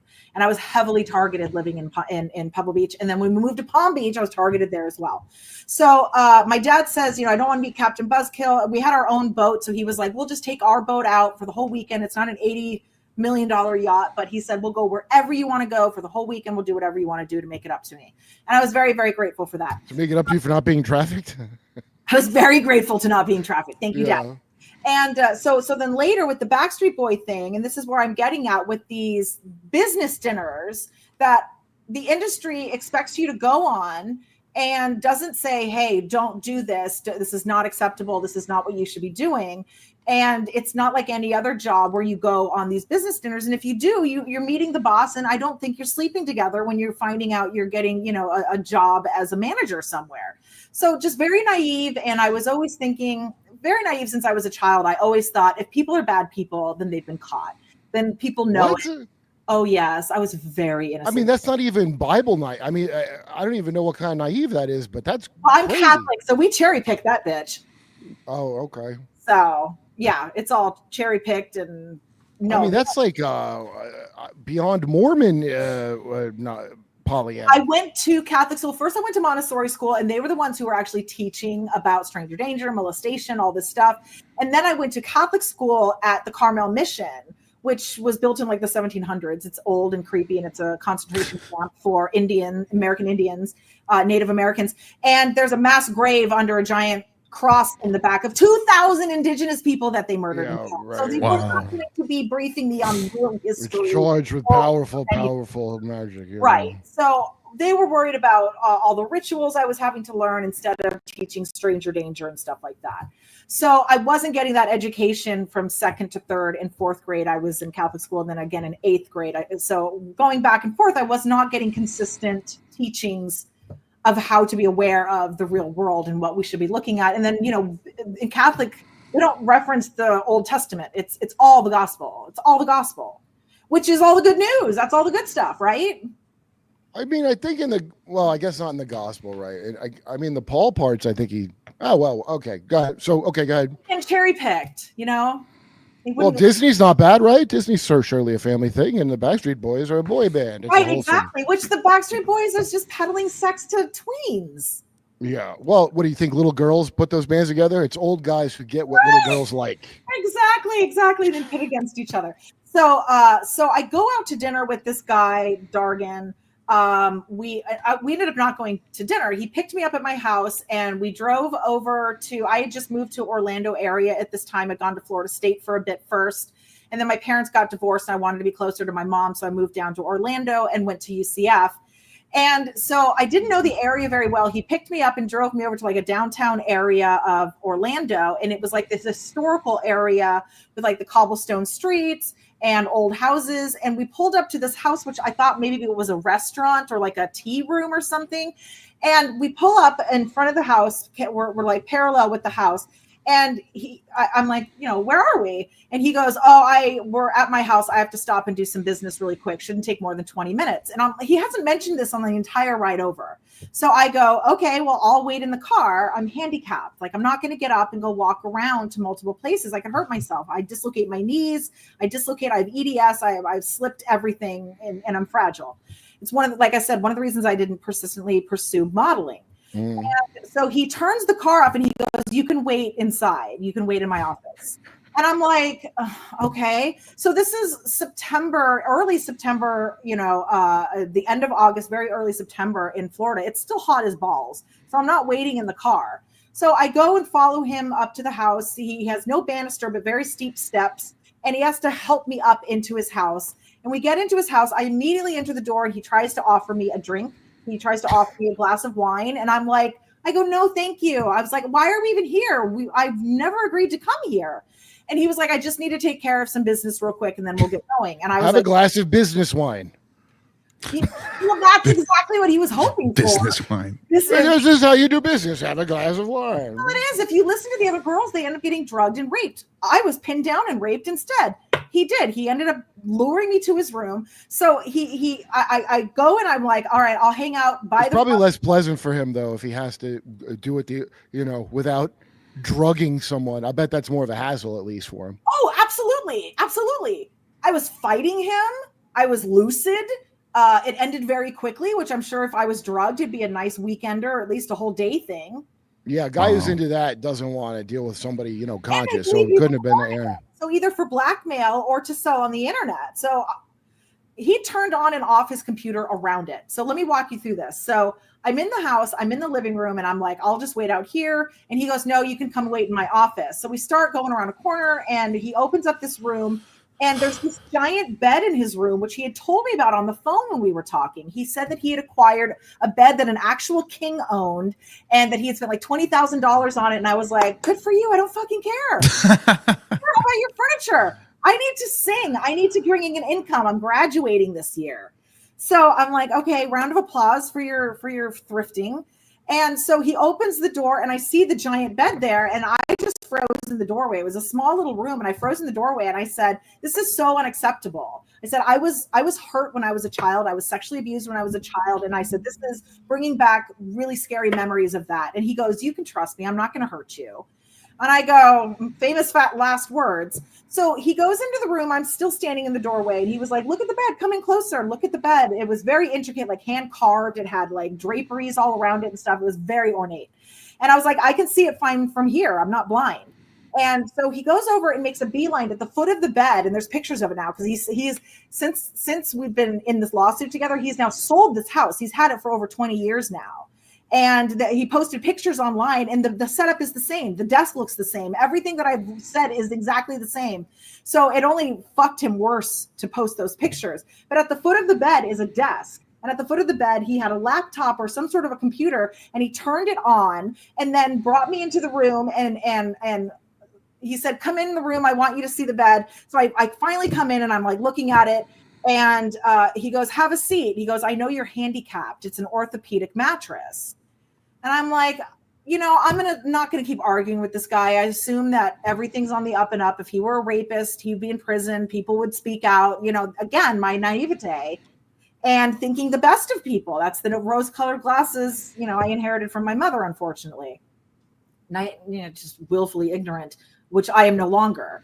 So I come to the foot of the bed, and I didn't want to sit on the foot of the bed because it was super ornate and old, and I didn't want to sit there. So I went and sat on the mattress, and that's when he came over and just got right on top of me. I tried to push him off of me.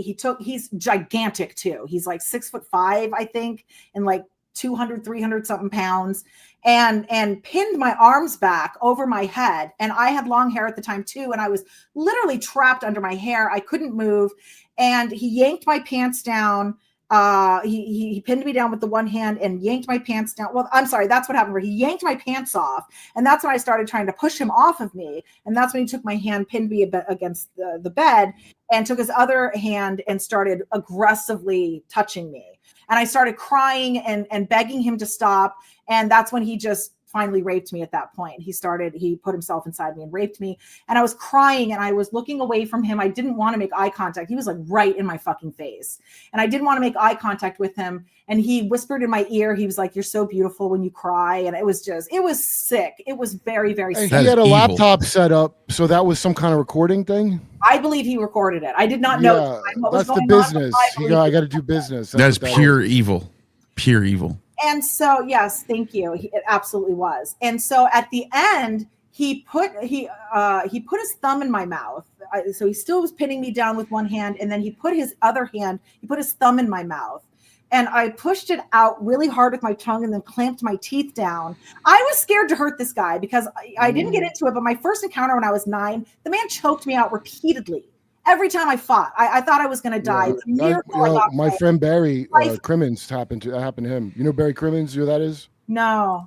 When he was 4, his babysitter's mom's boyfriend, it's one of the worst things I've heard. And Barry was a comic. God bless him. Call Me Lucky is a documentary about it. He's a really good guy. He's gone now, but guy saved my life. He really did. And the choking thing's a common Yeah. I knew what he was doing. He's ex-military. He was part of Vietnam. He had an interest in children, apparently, very much so. And kept choking me. And the only reason it stopped is his wife came home early with their son, who I was friends with. And I was able to get out of there at that point. And I got home, and this is the whole children are to be seen and not heard. I came home in a bad mood, and dinner was starting.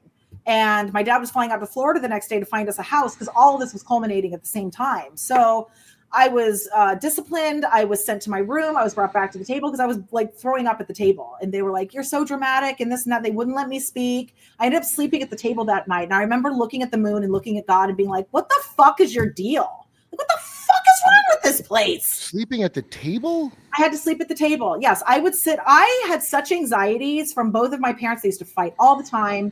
And they were very aggressive, but they never physically harmed. They were just very emotionally aggressive. And then on top of that, the guy started bothering me at 6 years old. So I was having trouble eating. I was very nervous. I was a nervous eater. And then my mom would make pretty fancy dinners for my dad, and we were all expected to eat it. So I would gag at the table. I couldn't eat things. I'm also on the autism spectrum, so I have severe reactions to sensory things and textures, and none of that was allowed.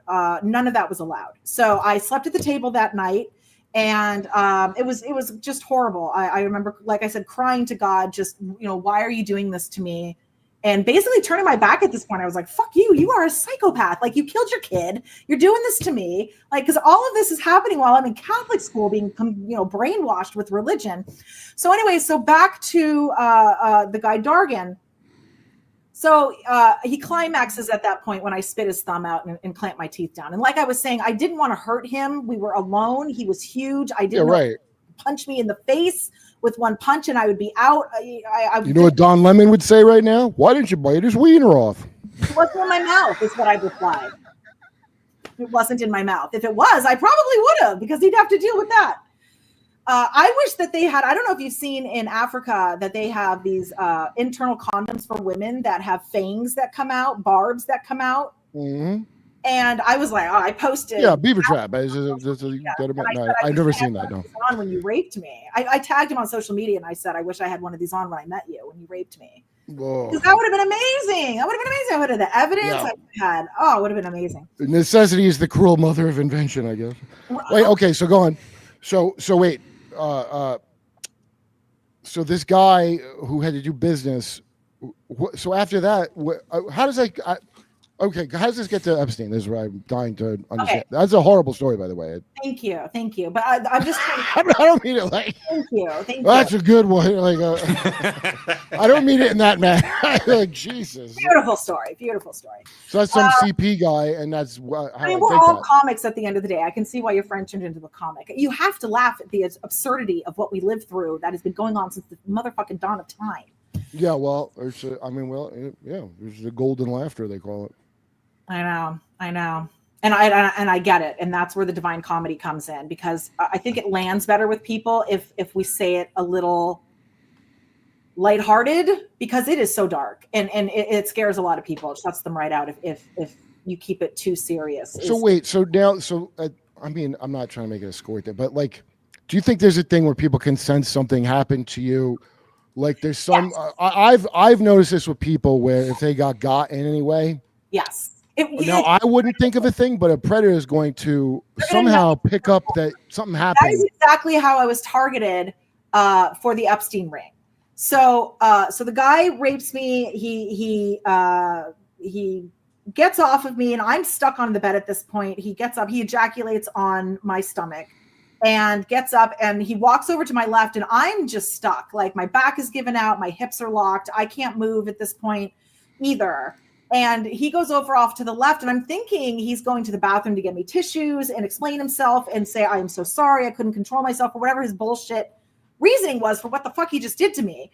And so I finally, like, moments go by and nothing's happening, and I finally get the strength to like look over to my left, and his pants are still down to the floor. His ass is exposed. It's like, oh my God, right at the edge of the bed. And he's turning the computer down, and he's turning the computer off. Because he got his... He got what he got it. And I start wailing at this point, seeing his ass and the computer thing, and I just wailing at this point. And he looks over and he goes, something came up. We need to reschedule. Get up. I got to take you home. And I go, I told you I am fragile. I can't fucking move. I am stuck on your bed. And he had to come over and help me up. He had to help me. Oh my God. Out of his house. I'm lucky he drove me home and that I got home. All of these things I have escaped. I mean, that's why I speak. That's why I talk. I have. That is lucky. I'm surprised that he helped you down his no rail stairs. I know. And he did. He had to. I had to put my hand on his shoulder and get helped out. It was mind boggling. So he drove me home. I get into the house. I slam his door really, really hard. I was hoping to break it so that there'd be some sort of evidence, some sort of trail, because I was absolutely planning to go to the police. And so I got in the house, and this was 2000, the fall of 2000. So we didn't have a huge internet still at the time. And I wanted to get him off of me before I went to the police, before I went to the hospital, before I had to do all these things where I was going to be probably out all fucking night having to deal with being raped again medically for the collection of everything and all of that. And I was like, okay, I'll do that. So I went and took a shower. And right after I showered, I went out and went to the RAINN website, which is rape, abuse, incest. They say don't shower on it, and like the first thing. Don't fucking shower. Right. And I was freaked out at that point because I had nothing physical to prove that there was any kind of violence. So it was he said, she said. So I was terrified at that point. I went into PTSD shutdown. I ended up flunking out of school that year. But that whole weekend, I was terrified. So he called me the next day. And I'm like, oh my God, this psychopath is calling me. And he didn't leave a voicemail. And then he called again Sunday. And he left a voicemail. And he said, if you plan to work for me on Monday, you better answer the phone when I call. And I'm like, are you kidding? If you plan to work for me, so after that, hey, do I still have the job, boss? Yes. Holy! I guess I'm one of the only people that he got that wasn't drugged, because I'm like, I was thinking of the video that he had. If he ever showed anyone, it's clearly rape. I'm fighting him. I'm crying. Right. I'm saying no. Right. So I'm like, and there's websites that will take that in the dark web. They fucking love that shit. They won't put it on Pornhub. They'll put it on some creepier shit. So he calls me later that evening on Sunday, and I see his phone number, and I answer the phone, and I go, if you fucking call me again, I'm calling the police. You are a psychopath. And I hung up on him, and I never ever heard from him again until the Me Too movement, and I felt really bold to speak out. But anyway, how this gets to the Epstein thing is a year later, around the anniversary in September. So it was right after September 11th, or right around September 11th. I had a full-on nervous breakdown. I was suicidal. I wanted to die. I had not graduated college after putting in so many years and so much effort. I was an honor student in college. I had scholarships. I had grants. I had all these things going to school. And I had flunked out due to PTSD. I was agoraphobic. I didn't know what to do. I completely pivoted into telecommunications and went into AT&T Wireless, just in their call center, which, I was planning to go to law school. And so I went inpatient a year later. I had suicidal ideations, and my brother and my dad and my mom and my little brother, all my whole family helped me to get treatment and go inpatient. And I went inpatient in Palm Beach. So I was still under my dad's insurance. So I went down to Palm Beach to be closer to my brother and my dad. They both live down there still. And I went inpatient at this hospital called Columbia Hospital. It's now called JFK. And my roommate was a recruiter for Epstein and Maxwell. They had recruiters in a hospital. Yes. Because those girls are fucked up too. She was born into it. So it's a way you can get people that, you can get people that don't, So when vulnerable. How they target people who have this abuse. That's exactly. She knew my story. She knew I had gotten no justice. It had been going on since childhood, that I'm silent. They size you up. Yeah, it's really intentional. Yeah. So that's how she targeted me. We became friends. As soon as I got into the room, she said, don't trust anyone. They'll use it against you, and the orderlies will drug and rape you in your sleep. And I'm like, this bitch is crazy, right? It scared the hell out of me. That's crazy. And the first night I was there, I woke up to a male orderly on top of me, giving me blood and taking my blood. And since this was the first time a male what? Yep, a male orderly giving you blood. No, I'm sorry, taking blood and giving me drugs. He was giving me a sedative. I was already. Make those drugs stronger, or to just get your DNA. Well, he was taking my blood because they have to run tests. I guess they have to see if I'm on any drugs, if I have any.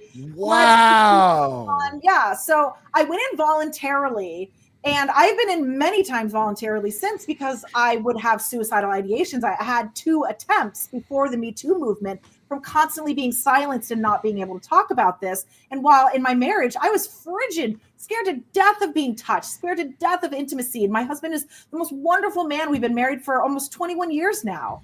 And was it a little vial of blood, or was it a lot? I don't even know. I don't even know, because I passed out. So wow. Epstein was a big Time's Up supporter, by the way. Did you see that? No, he was. I know. They're in all of it. Yeah, Epstein's a big Me Too guy. I don't know if you know about Epstein. It's in the Bannon interview.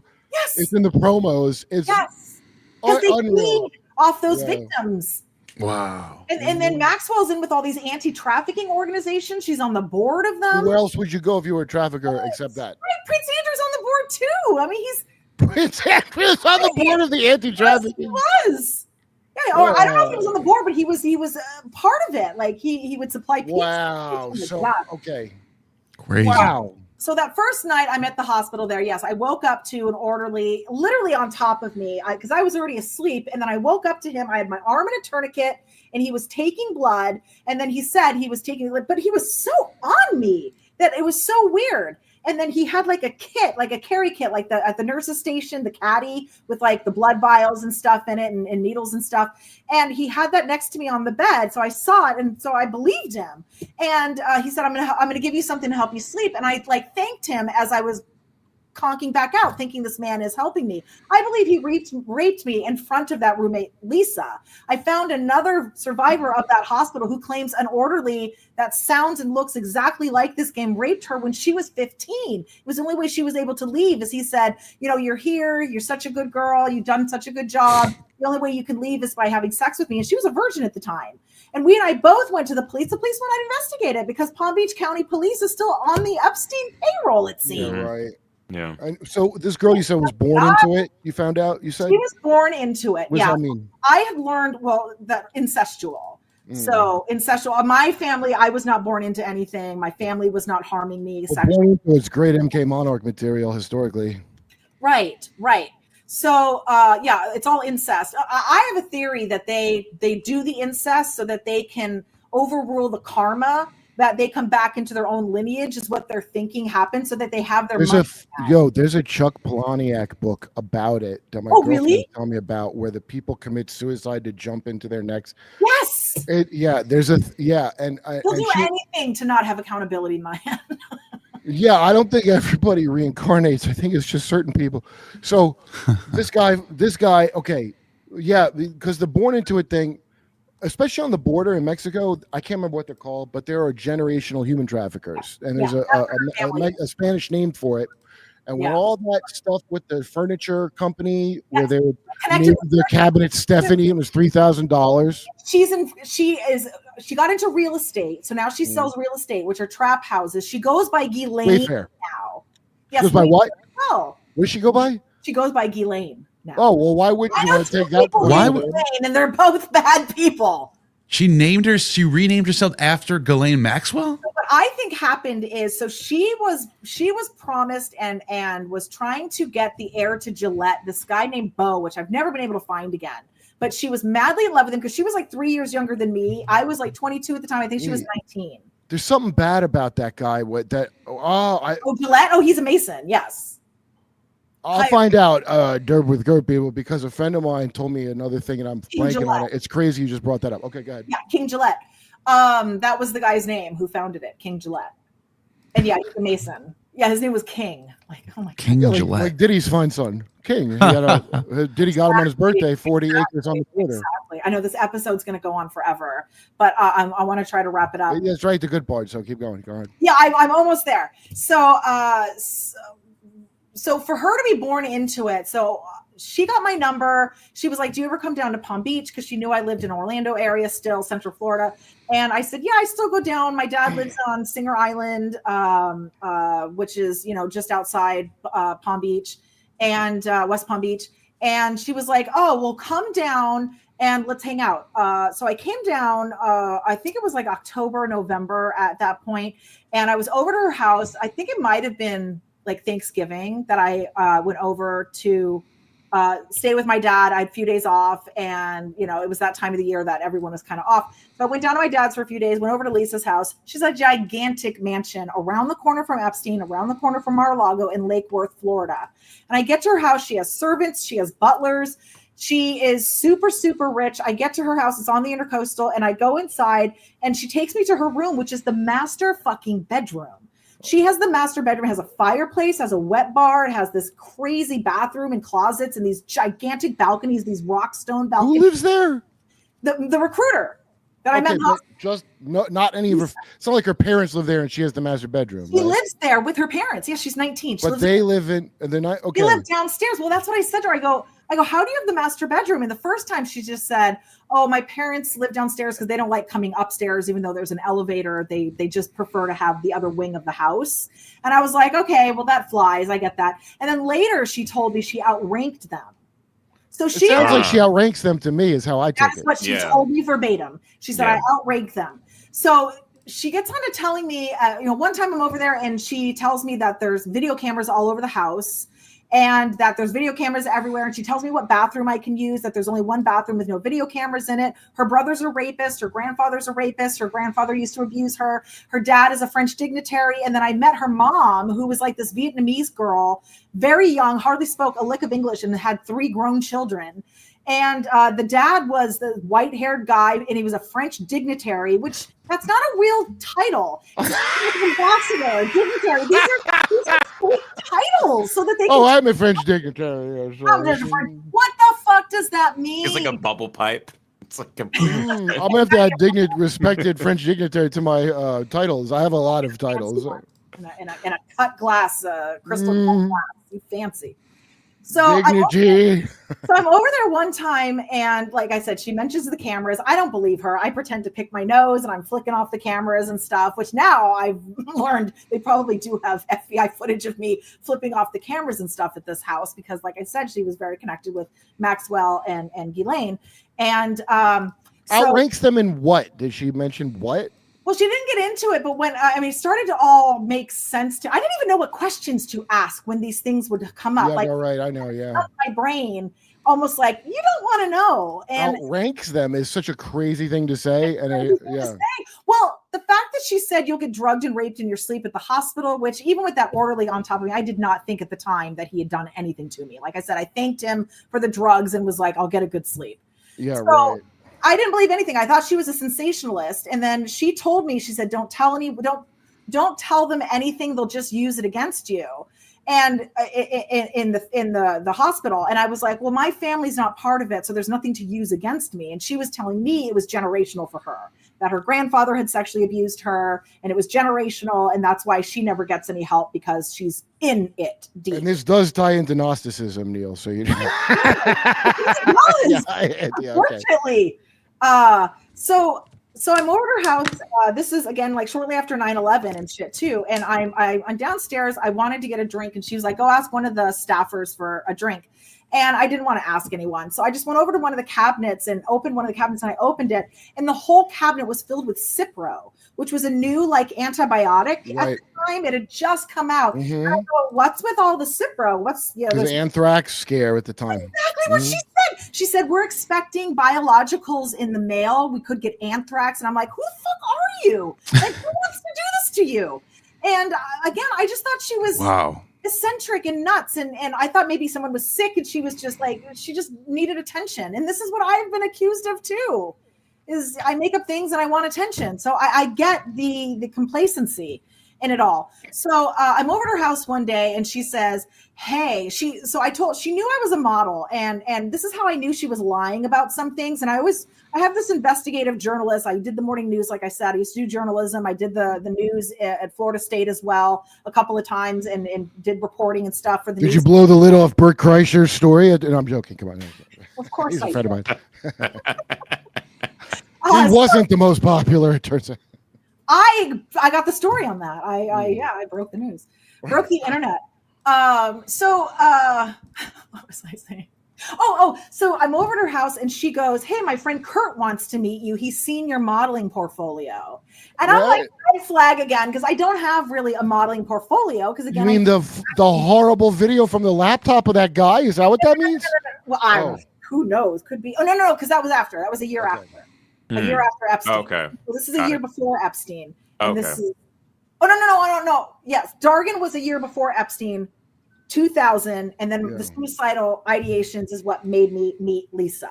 Because it sounds like they were tracking you the whole time to me. That's how I'm well, that's why I spoke up and tried to reach out to Virginia, because it's all just one big network, global.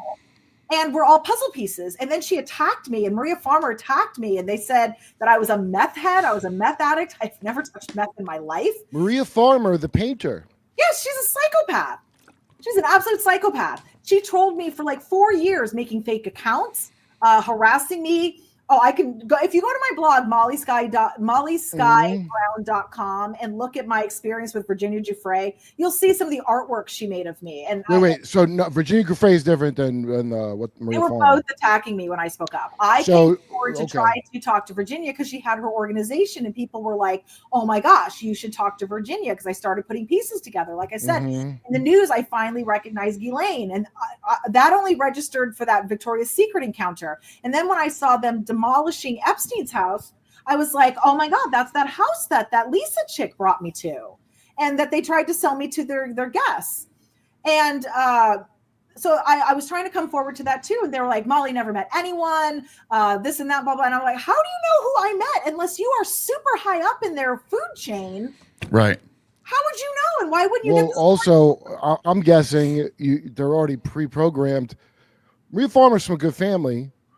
That Netflix documentary, I viewed as like a limited hangout, like a thing of like, we'll tell you some shit, but not all. Obviously, we don't want the whole thing. Survivor sisters.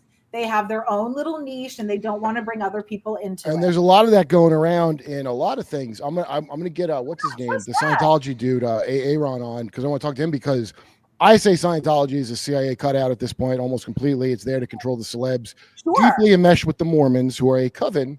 Yeah. What happens is, hey, I have a help children being trafficked network. That's the perfect cover if you're someone that traffics children. Yeah. Is that simple?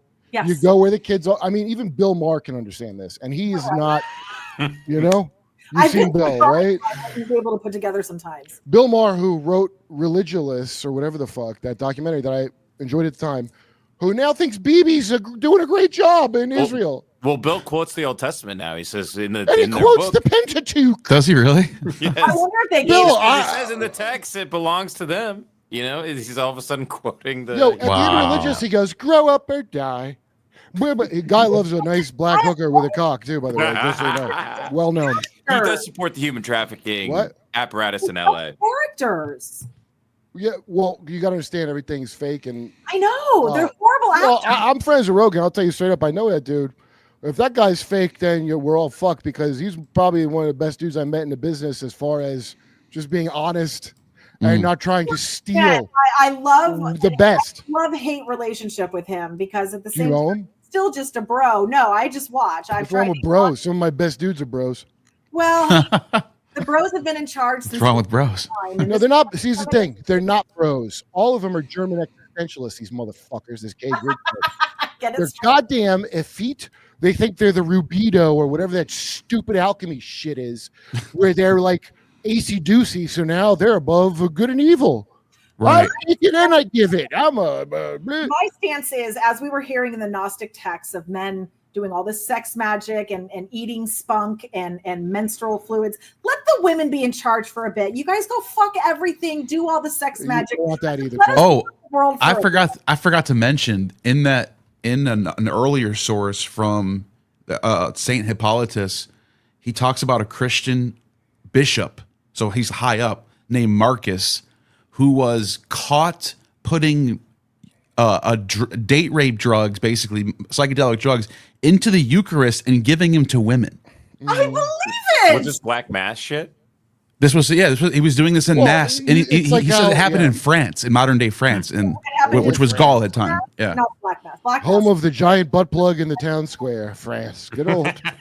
Remember they made a giant butt plug, and that guy Marcus, the one who got caught doing that, he's credited for being one of the bishops that like brought Christianity into Gaul or France, and he's literally getting caught putting drugs in Eucharist. He brought it in the hard way. And Hippolytus says, he explains it. He's like, he would do it with a sleight of hand. He would hold the chalice up, and he'd have a chalice behind him, and he would dip it in. It was a purple drug, he says. That's how he describes it. He says he would give it to the women, and the women would have visions of God, and they would report their visions. Well, going back to when Dargan tried to get me to drink, whatever they spike you with, it makes you look very euphoric, is the big problem.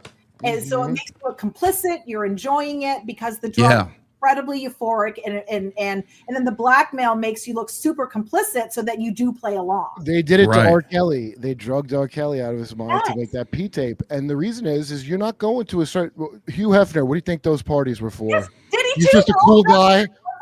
email. Yes. Hey, you're important. Why'd you come to my house and fuck my many At that girlfriends? Epstein party, Oh, they tried thanks, to get me a sir. drink. So she brought me to this Epstein party. So she's telling me about this guy Kurt, and she's like, I think he'd really like you. So this is what she says. I don't like this name's Kurt. My name's Kurt. Wow. So it's That not was the so same. funny when Emma introduced me yesterday because I had just told Pierce Morgan. I'd finally said it like to a large audience, Kurt Schmidt of Campbell's Soup. And then she's like, hey, my friend Kurt wants to interview. And I was like, Universe, you're so funny.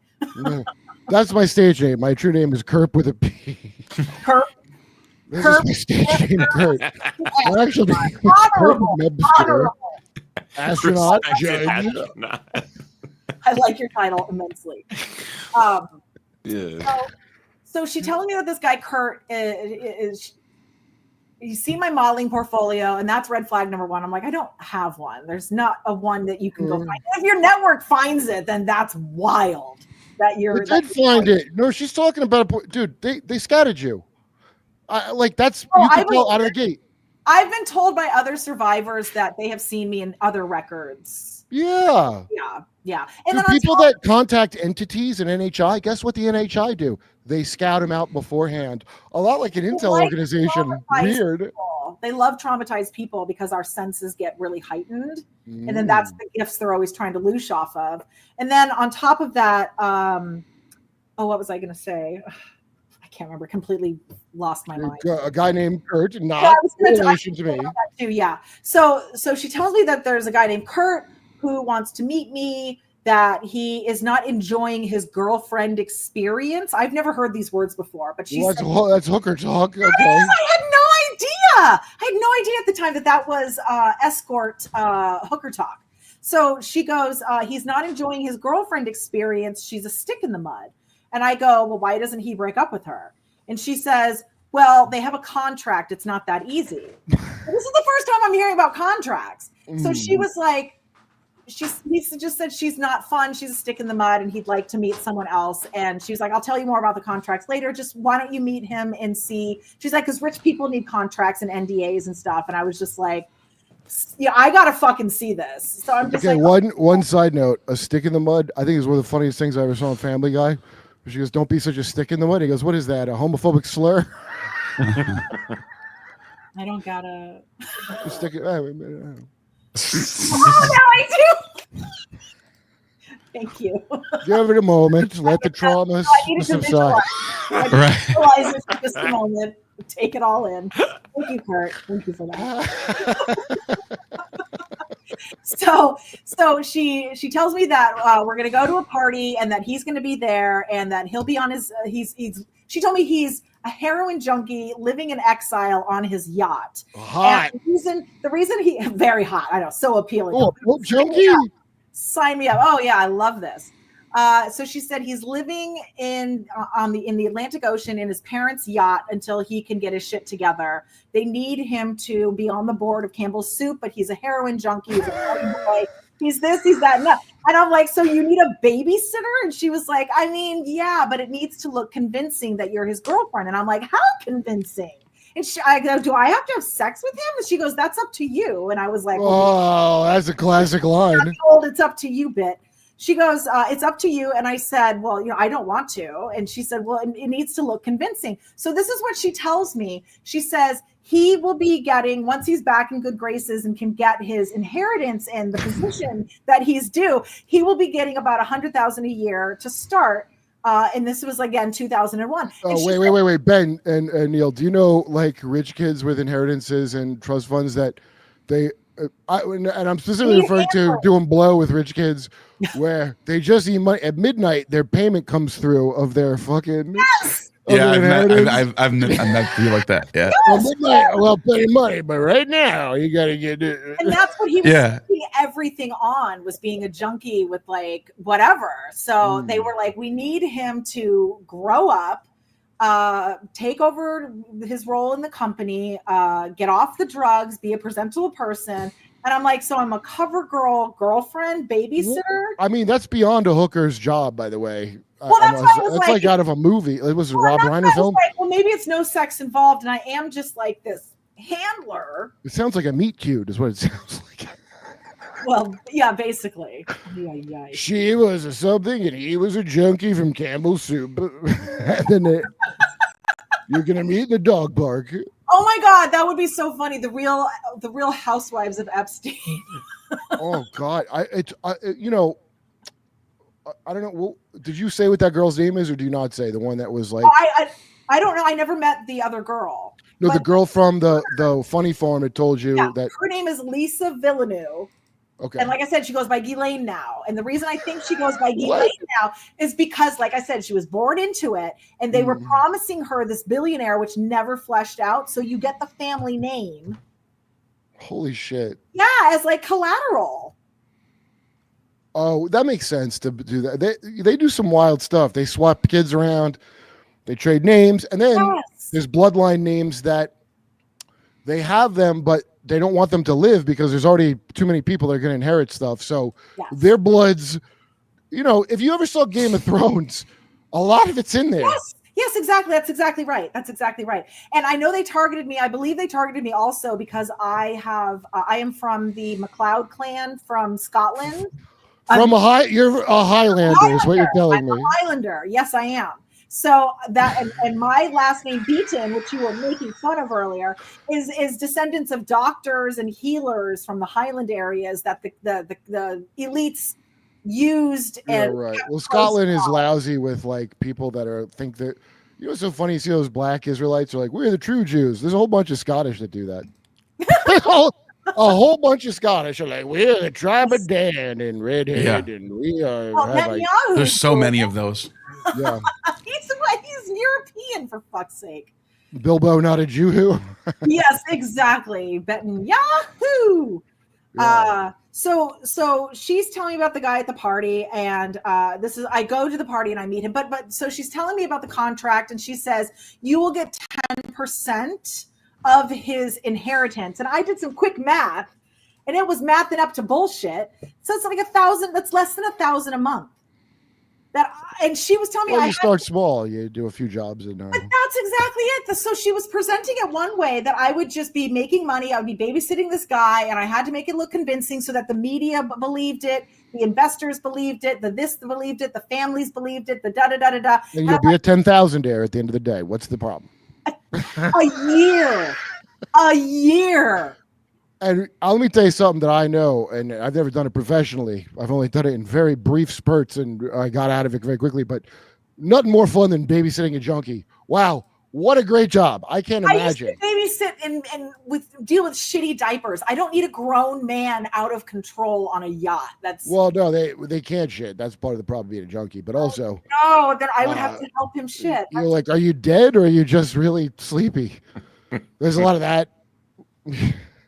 So the math was not mathing. She was basically telling me that I would have to be convincing. I would have to. So I'm like, you're asking me to invest a lot of time and energy in something I'm getting paid less than 1,000 a month that I cannot live on.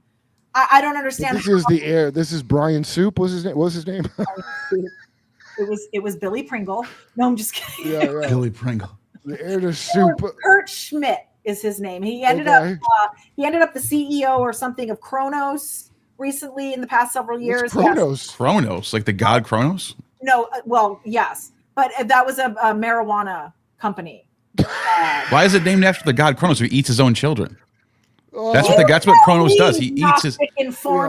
Yeah, Kronos is known for eating his children. Yeah. That's what he's known for. He's the child sacrifice god. And I think he was the CEO or something on the board or something of. Hold on. I have a package. No, look, I'll be right back. We went long. We got to get to Epstein. This is a very fascinating story, I must say, by the way. But I want to get to this stuff that they don't want you to say because. Well, I've said most of it. Oh, okay, good. Well, hold on. I'll be right back. But but feel free to talk about whatever. Just give me 1 second. I just got to sign for this. He's got his food delivery there. What is that company Kronos even supposed to be doing? Like, what is it? Kronos. It was marijuana. It was medical marijuana or some sort of marijuana. I think it tanked.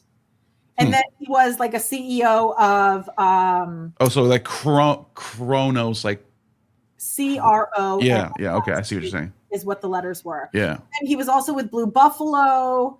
And the other thing too, from what I look at him, he does not seem like he even likes women. Really? So I think I was a massive cover, and I don't even know if I would have had sex with him. None of my questions were being answered, is what I'm getting at, though. Wow, that's weird. None of this was on the up and up. So I don't want him to miss too much, but we'll get into it. So she takes me to the party. We're driving on our way there. I get in her black SUV, and it's massive tinted windows and we go down West Palm Beach. And just before we go over the bridge to Palm Beach Island, where Epstein lives, we pick up this guy named Bobby Cox. And he gets in the car with us, and Lisa introduces me. She said, "Hey, this is my friend Bobby." And Bobby introduces himself, and he says he's a model scout. And I go, "Oh my gosh, I used to be a model. I got done modeling." And he goes, and then Lisa goes, "He's not a model scout, he's a pimp." And I'm like, those words are not interchangeable. Hey, you say tomato, I say tomato. Yeah. With me again. I'm like, is she fucking with me again?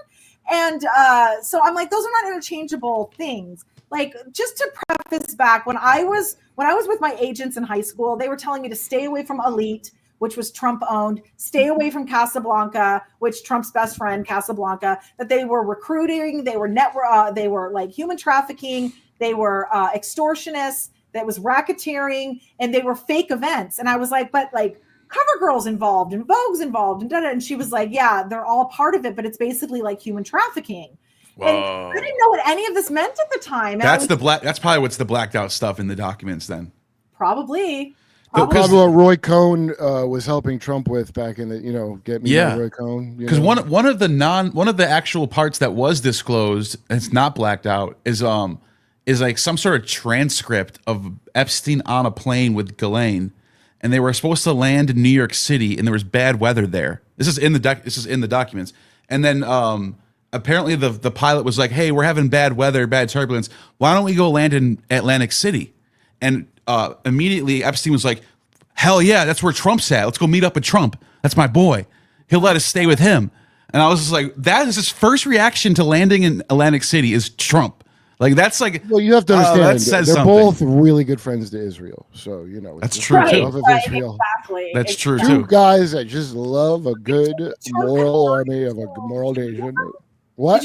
Trump converted to Judaism according to like Jerusalem Times and shit? Maybe. Well, they're all cagey about it. What my suspicion is that it is just Chabad Lubavitch, which is like the most. They're cagey about if they're so. There's a bunch of Jews that are not Zionists, right? Ultra Orthodox, that term, which I always thought was their final form, like Dragon Ball Z.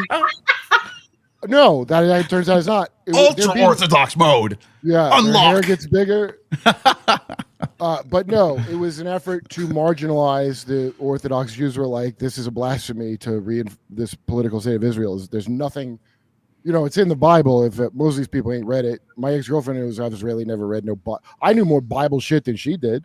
Yeah, but she just knew that we're chosen. Yeah. They think Trump is the new the new Messiah, the new Cyrus, and Cyrus is called the Messiah. Do you guys know about this coin? I actually have it right in front of me. Oh, it's called the Temple coin.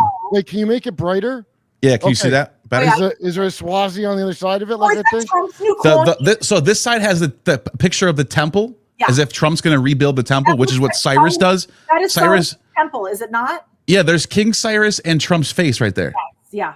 And basically it's saying like Trump is going to be the new Cyrus who's going to bring us back to our temple again. Of sacrifice. Yeah. Oh, but the 10 tribes, what I don't get is the 10 tribes are still lost. Like, where are they? Like, they turned out to be Schwartzes, some of them, so we don't talk about it. They're just so dispersed. They don't even exist anymore. They're Scottish. Yeah. Well, they're letting the Ethiopian Jews back in. No, they sterilize them without their knowledge. They're targeting the real descendants of Abraham, and that's why Netanyahu does not do any DNA testing in Israel, because you'll see none of them are the tribes of Judea or descendants of Abraham. Well, the reason so here's when that Khazarian mafia shit all came out.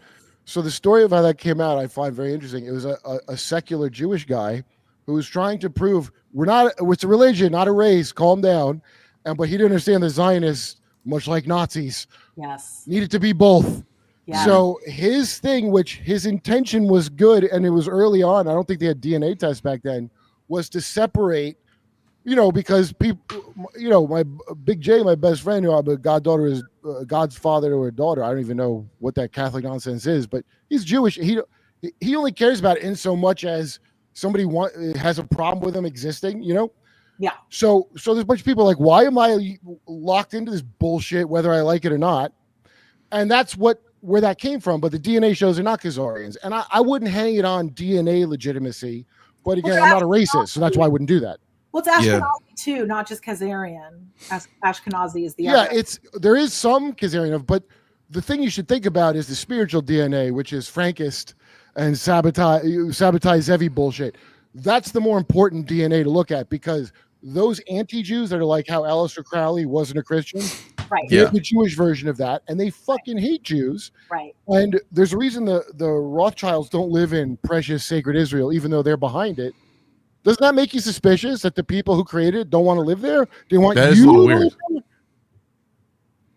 It's very strange. It is. Well, it's a human fortress there. It's a human shield. I mean, they're all the people there. They're literally using action. So, I mean, there's a lot. I found this out. It's on Odyssey. I couldn't find the guy's name. He used to be a reporter for like Hollywood Variety or something. This Jewish guy. It's so funny him telling this story, because like, you think I want to be saying these things? He's got like a. That's how I feel. That's why you really trust it, because you can see how upset he is that he was like, oh, I found this out, and I'm like, I'm just telling you what it is. I know people are mad at me all day long, and I'm like, you think I'm having fun? You think I enjoy this? You think I enjoy having to tell you all what I know? I wish I could go to sleep for a very long time and not think about this. So when did you discover the part, like, so do you know what the cult is at this point that they're all in? And I mean, basically, but yeah, I don't know if I could summarize it in a sense. You don't say it's just straight up Baal worship necessarily. No. I think there's a whole bunch of different sects, because all different people are involved. And at the end of the day, it's just control. It's personal. Right. There's a network of networks. That's for sure. It's a great way to. Yeah. And they overlap. Yeah, that pyramid is very popular. First of all, a pyramid is a generational project. Okay, so it represents what the most wealthy people, and while you jerk off are gonna whatever you're gonna do, I don't know, they're planning generations ahead for a perfect timeless structure of control. Yes. And so it's the scheme of America, like pyramid scheme is our national. How to do what they're doing. They're teaching us how to be cogs in what they're doing. And I've heard them say in variations of this cult, they talk about people in their upline as if it was fucking Amway, dude. Well, because it's all the same fucking shit. Recruiters. They get recruiters, and they get and handlers. So the thing that bugs me is all these supposed like I'm a Satanist, but I'm atheist. I just put on a robe and worship a goat head. I remember feeling like I was atheist, and I just lived my life. I didn't, do weird shit to troll with a goat head with tits. For a minute, but I felt I was more agnostic, because I still believe in too much. I feel like the universe really does love me and work with me and wants. It's called God. It's fine. It's just called God. They're walking you back to it with NHI. They're gonna walk. I'm watching this stupid, well, maybe they're not ETs and they're extra dimensional, but I'm watching this stupid marketing thing that keeps happening where, like, are you going to walk me all the way back to goddamn Genesis? Is that where this is going, you motherfuckers? That's what they always, it's always back there. Yeah. You're going to walk me all the way back? Of course. It's just like when you see the Washington Monument, you go, that's a dick. And then you do the research. It turns out you didn't need to do any research. It was a dick the first time when you saw it. Exactly. And you just walked around like a jerk off because that's these people. They just want space and time to keep delaying and bullshitting. They don't want us cutting to the chase. I'd started Genesis 2 if I was trying. You wouldn't have a mystery school if you wanted to cut to the chase. A mystery school, that term, they didn't used to call these mystery schools that. I found out from Chris Knowles, who we had on. That's a thing with Madame Blavatsky. Now, there was, Mithraism and all those things initiated. They were not called mystery schools. The term mystery, I guess, was used, but that's Mysterion means like secret. Yeah, and here's my question. I don't want to deal with secret shit no more. Just tell me or shut the fuck up. I don't want to do your dumb games, right? Your dumb secrets. So I'm looking at that letter with Trump and Epstein. That it's not a letter. It's like a play, first of all, because there's dialogue between Trump and Epstein. Okay. Oh God, I'd hate to see other plays that they have going on. It's out of a book where a bunch of people went, but they wanted to just take one page and isolate it. Mm-hmm. So they go, "This was a birthday card," and I'm like, "You tell me Trump wrote a fucking Did they both contribute their lines? What is this? And then you read it and you're like, Weird. enigmas never age. Isn't that right, Jeffrey? And I'm like, and he goes, I was just thinking that when I saw you. And I'm like, did they fuck? I was going to say, with what an idiot he is too, he probably dictated that to someone and he was like, put it together, lady. I have no idea. It's so and bizarre. She's like, I got to write a weird story from you to your boyfriend. Trump's an honorary something with Masons. I forget what it's called, but it's called the Enigma. He was born on a satanic holiday too. So he was who born wasn't? sort of a blood moon. But okay, I want to say this. I met Stormy Daniels not too long ago. I just happened to meet her at an event like a month or two ago. And we got to talking. And she was telling me that the day that the day that Trump got her in that room and whatever happened, she said she was coerced. It wasn't rape, but it was coercion, which is a form of rape. She said Hillary Clinton was also there and that they were talking about him becoming president. So they're all in this together. That's why no one gets arrested. That's a story that I have never heard, and that is wild. But I will tell you. She said she can't tell it because the FBI is constantly on her. They killed her horse. You can look all this up. She moved to Florida and was trying to start her life over. And she woke up one day and her horse was shot in the head. They had her with that jerk off, like the Godfather style, right there. Yeah, they had her with that jerk off attorney that's in prison now.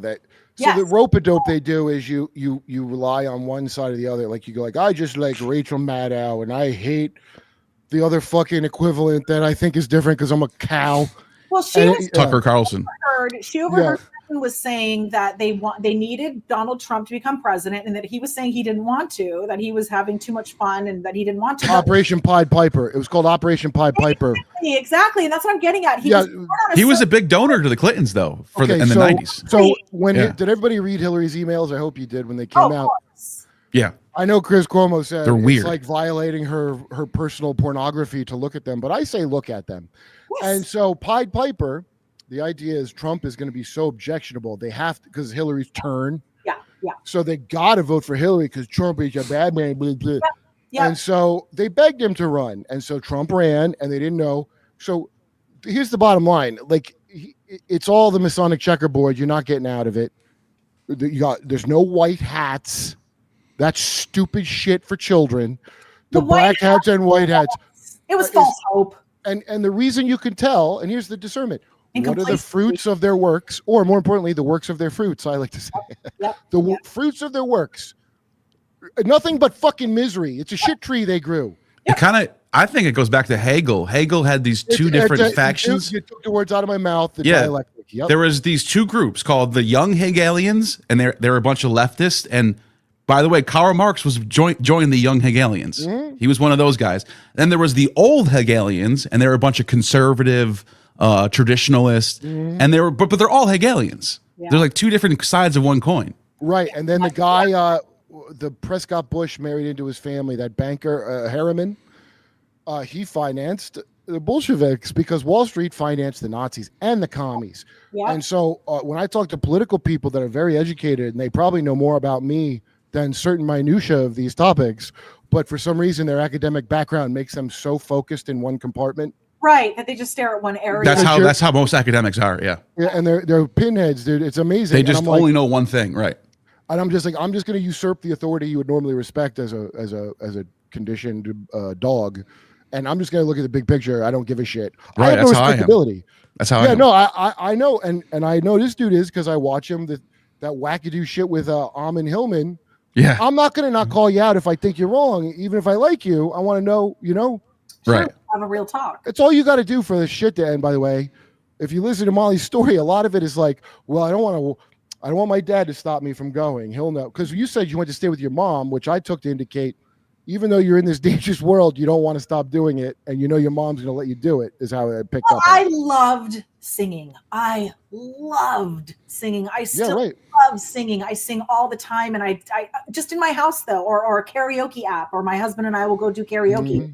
But I have been singing. I've been acting and singing on my own since Annie, the musical.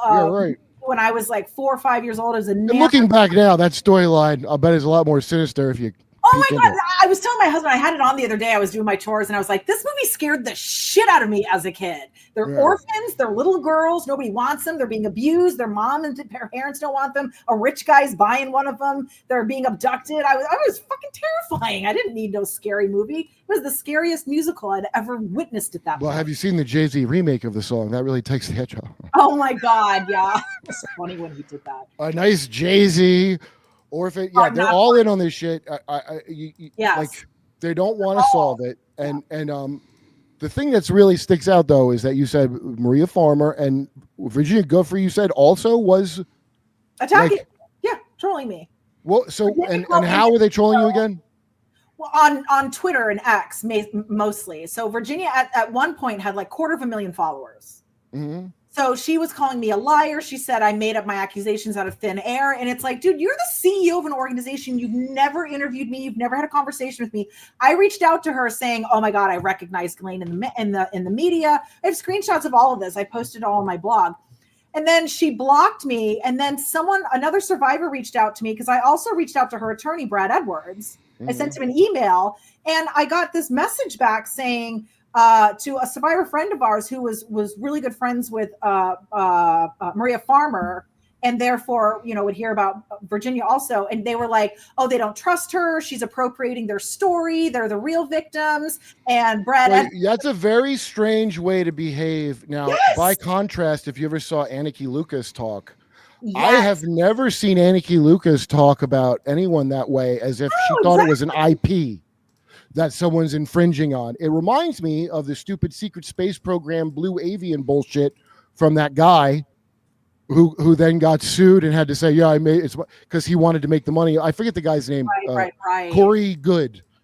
So, but by the way, of course, there's a secret space program. I don't know the extent of it, but obviously there's a military secret one of, Corey Good and David Wilcock, the reincarnation of Edgar Casey, David Wilcock and Corey Good. Of course, there is a secret space program. I'm not saying it's all the crazy shit that they say, but they're going to put people out who are going to be like, we own this property. Well, there's programs for everything. Everything's a secret until it's not a secret. I mean, that's what Jimmy Dore found out with Force the Vote, because that was AOC's idea to force Congress to vote on Medicare for all. AOC pushed that like the phony ass fucking bitch she is. And then when Jimmy was spearheading it, they all tried to kill it. All these people you see that are supposed to be for it, like your crystal balls and your fucking, it's real strange. And you know why they tried to kill it? Because we can't do that vote. If we force the vote, first of all, it won't pass. So what? Let's see who's against you have a Medicare, right? That was, AOC said that. No, Kevin McCarthy could become Speaker of the House was the reason they can't do it. Right, I remember that. So then guess what happened? Unrelated to that, Kevin McCarthy became the fucking Speaker of the House. Right. Okay. Oh, and the Democrats let Roe v. Wade go away. The thing they said could happen if you dared to do this thing. So not only they not try for shit, all the shit happened anyway. And then when Kevin McCarthy got replaced by Republicans who were sick of that idiot, the Democrats who were saying it would be a nightmare were like, oh, look, the Republicans are getting rid of Kevin McCarthy, one of the adults in the room. Now, why does no one remember that? I remember because I'm on a goddamn news show and I can't forget none of this. Right. But when I talked to one of my friends from the Hollywood area, they still think the COVID thing was how they said it was. And they still think Ukraine's the good guys of the thing. They still think that. Ukraine's winning. They still think that. Okay. It's wild to nothing to say about Israel, too, by the way. Not good or bad. I don't want to get involved in that one.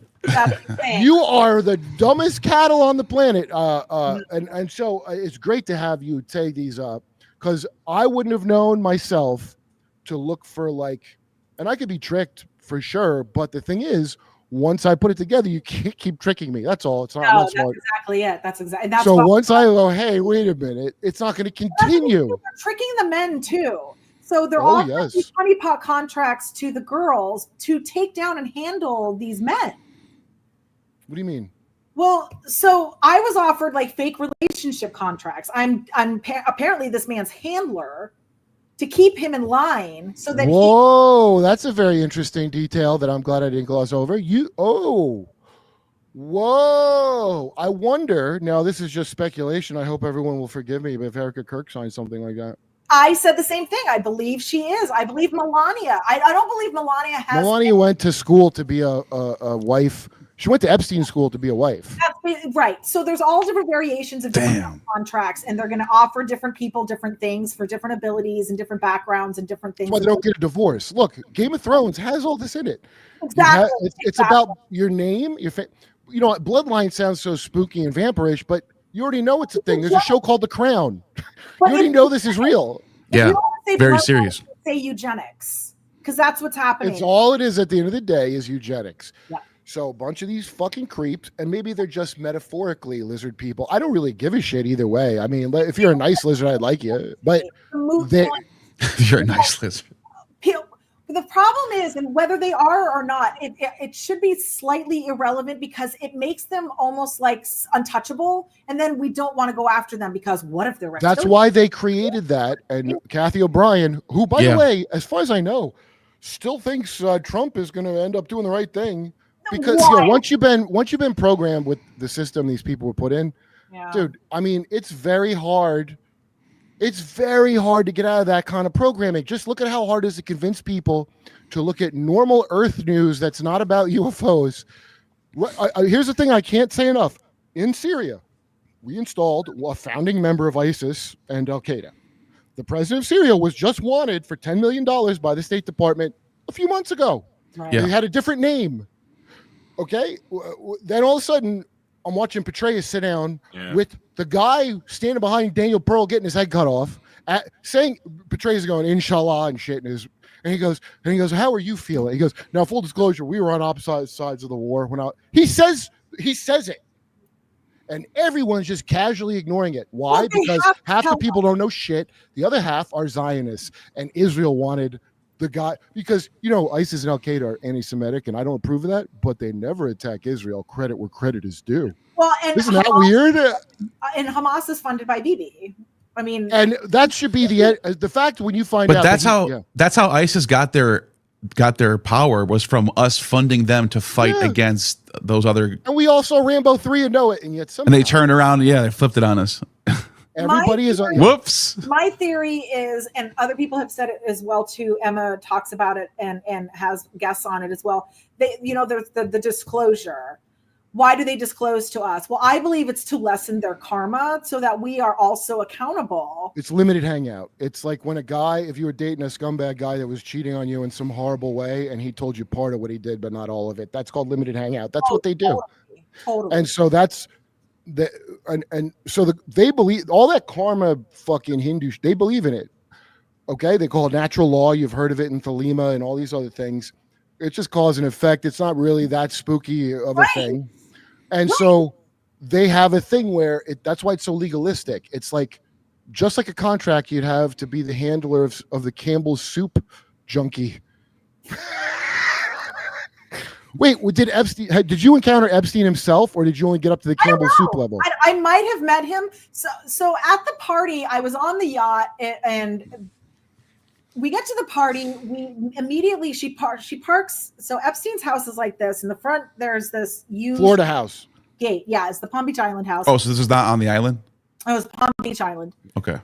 So it's got it's like half U shape and gates to get in. So we come in through the gate, and she parks over, not by the front door, but like over by the gate, over by the water towards like the cul-de-sac, the end of the cul-de-sac there. So we park there, and then we don't go in through the house. We go in through the gate. And I see in the backyard, I see Epstein's pool. The tiki torches are out. There's a whole bunch of people everywhere. And I'm like, okay, I'm thinking that this is just an elite party. It's around the holidays. So maybe it's just rich people getting together around Thanksgiving. I don't know. Like, again, very naive. I did not understand what was really going on. So we make a beeline. We go right for the dock. I didn't get to talk to anyone or mingle in the party. It was just very straight to the dock. And I get on the yacht, and I climb on the yacht, and I get in, and we go in through the back, and there's sliding glass doors. And I come in, and there is Kurt Schmidt in all his glory. I think he had his shirt off. He had bleach blonde hair down to here. And this is 8 o'clock at night, 8 o'clock at night, I think. Okay. And he has his shirt off. He has bleach blonde long hair. And if you look him up, I mean, he's a looker.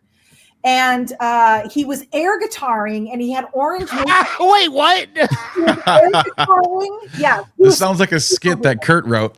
I'm not good enough to do this. It was wild. I walked in and I was like, it was just the weirdest. Okay, well, I gotta say, in these pictures, maybe I'm getting the wrong Kurt Schmidt. He don't look as good here. No, if you look up Kurt Schmidt Campbell's soup, Okay, can't be the guy, is it? Wait, here. a You very- put that up, Mark. I'm trying. Did he try to do anything on that night, or you just met him there? Is that the guy? that's him. That's him. Oh yeah, I he's mean, definitely. Bleach blonde hair down to here, down to his shoulders. But what did he grow his nose out and said? What in the hell? That's what he looked like when I met him. Grow his nose out. Imagine him blonde. His name should be on tour B. Blonde hair. He had a pimple on his forehead and he had orange makeup on him. What the shit is happening? Yeah, That's, Whoa. That's no, that's not oh, him. that's him. Chronos I was looking Group. at the. Oh, There it is, Kronos. yeah. Oh, there it is. Kronos Group. Holy shit. Feed your children to Kronos. There it is. Yeah, Yeah. Oh, They're right in your there it face is. with that name. yeah. Yeah, everything's right in your face. They don't think anyone's going to figure it out. And Um, they will die before the rest. I mean, he looks like something out of the Dark Crystal, this guy. That's why I was like, you expect me to have sexual relationships with this person? No.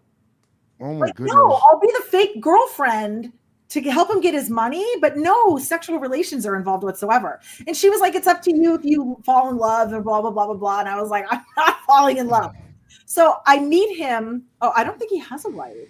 No? There's still look out, ladies. He's on the town. Eligible wrestler. Like I said, I don't even think he really likes the ladies because he didn't seem interested in me at all that night. So we get on the yacht. Right. Like I said, he's air guitaring. There's loud music playing. He has his shirt off. He's very tan, and he's got orange makeup on his face because he's got a pimple. And I'm like, oh my god, you look so formal compared to what I'm wearing to this party. Uh-huh. And so I come in, and the Kurt guy comes in who says he's the model scout, and Lisa says he's the pimp. So it's me, Lisa, Bobby, and Kurt, and we're on the yacht, and we're in like the main area when you come in from the glass sliding glass doors on the back of the yacht, which was like this living room-ish kind of area. And he's air guitaring. There's a big stereo playing, and there's like a sofa bed over to the right, and she starts trying to play like matchmaker. Lisa does. I get on the boat, and it felt immediately like a middle school dance. Like, he wouldn't speak to me, and we're adults. Can I dance with you? Hey, can we put up Kurt Schmidt's picture again to just like take Walker through this date with Kurt Schmidt? Wow, this guy. Woo! New cannabis ventures. And he used to cute. Now I know now maybe he looks a little silly, but imagine him with No, he looked long the- blonde hair. He looked very the same. He had the same teeth, the same nose, same everything. So, Whoa. Damn. Kurt Schmidt. I can picture it now. Kurt, don't want my girl to know she picked the wrong Kurt. right? Mm. So we're on the yacht at this point, and Lisa is over to me, and she goes, she's trying to talk to me, and Kurt and Billy are hanging out, and she goes, so what do you think? And I go, I think he's a goofball. And she goes, well, he really likes you. And I go, Excuse me about this. I said, he hasn't said 2 words to me. She's like, no, he really, really likes you. He can't wait to talk to you. And I was like, well, make it happen, because he's being very weird. Yeah. And so she goes over and like tries to play matchmaker with him. And she was like, so stupidly, I had told her, like I had told I had all this abuse and everything that I had survived. I also told her that I had taken a massage course at Florida State because I wanted to be able to. What? I kid you not. I wanted to be able to massage my husband one day so that he wouldn't go get massages and fall in love with a masseuse. Because my brother was always saying he would always want to marry a masseuse. So I was like, all right, well, I'm going to take a massage class. So I took it at Florida State, and I told her about it. So she goes, Molly knows how to give professional massages. She took courses at Florida State. Molly, why don't you give him a massage? And I'm just like, okay. So I get behind him. He sits down, and I'm Is he making turkey noises like I imagine? Yeah, this sounds like an episode of Love on the Spectrum. That's how it looks how he talks. love Epstein Island. On the spectrum. So I'm kneeling behind him, and I'm massaging him, and he's not saying anything to me. He's still talking to Billy like I'm some I don't know, like some sex slave, and they're not even acknowledging me. So I go, It places the lotion on the skin. what's that? It places the lotion on the skin. Oh God. So I recoil at some point, and I'm like, what, Molly, what the fuck are you doing? Like, I'm kneeling, my knees dislocate, like I'm already, like I'm gonna hurt myself. Why am I bending over back? Why am I bending over backwards? Why am I doing anything for these people? And so I get up and like get on, and I sit down, and Lisa calls me over to a drink table. There's a drink cart there, and she knows I don't drink. And she calls me over to the drink cart, and she starts making me a drink, and she goes, so what do you think of Kurp? And I go, he's still a goofball. I said, he hasn't said 2 words to me. I said, he's incredibly rude. And she was like, he's just really awkward. And she's trying to smooth it over. And so she goes to hand me the drink. And I told her, I go, you know, I don't drink. I'm not drinking that. And she looks panicked at this point. She looks like she's a little freaked out. Like, you're not going to hook up with him sober, are you? Right. Not a chance in hell. So she looks a little freaked out. So at this point, we're over at the drink cart. They think I should be drinking the drink at this point. Kurt comes over with Billy, Billy Bobby Cox, and Kurt goes, "Is she cool?" And Lisa goes, "No, she's not cool." And I go, "Yes, I am. I'm very cool." You're being a narc. Being a stick in the mud. And I said, a real stick in the mud. I'm so naive. I go, yes, I am. I'm very cool. Like, what the fuck are you talking about? I'm the coolest. And she goes, he means for sex. And I go, ew, I just met you. And then Kurt, this gentleman right here, says, I meant for Coke. And I was like, oh, I'll do Coke. But I wasn't allowed. I wasn't allowed the Coke because I didn't have the jar. No, they wouldn't give me any because I wouldn't take the drink. So my theory is they drug you, give you a little bump of Coke. To keep you awake? Keep you awake. Yeah. And then it's like within 10, 15 minutes of this interaction, everything moved to Mar-a-Lago via personal invitation of Trump that Maxwell announced. He has a much bigger property. Right then and there? Yeah. Well, so I get off the yacht because it's not working out. And they won't give me the Coke. So I'm just like, okay, I'm going to go back to the party. Yo, that's suspicious when, trying to get laid off of Coke. It's suspicious not to let the chick have any Coke until she has to drink it. That usually the drink. That is very strange, yeah. You're trying to get me to drink and have sex.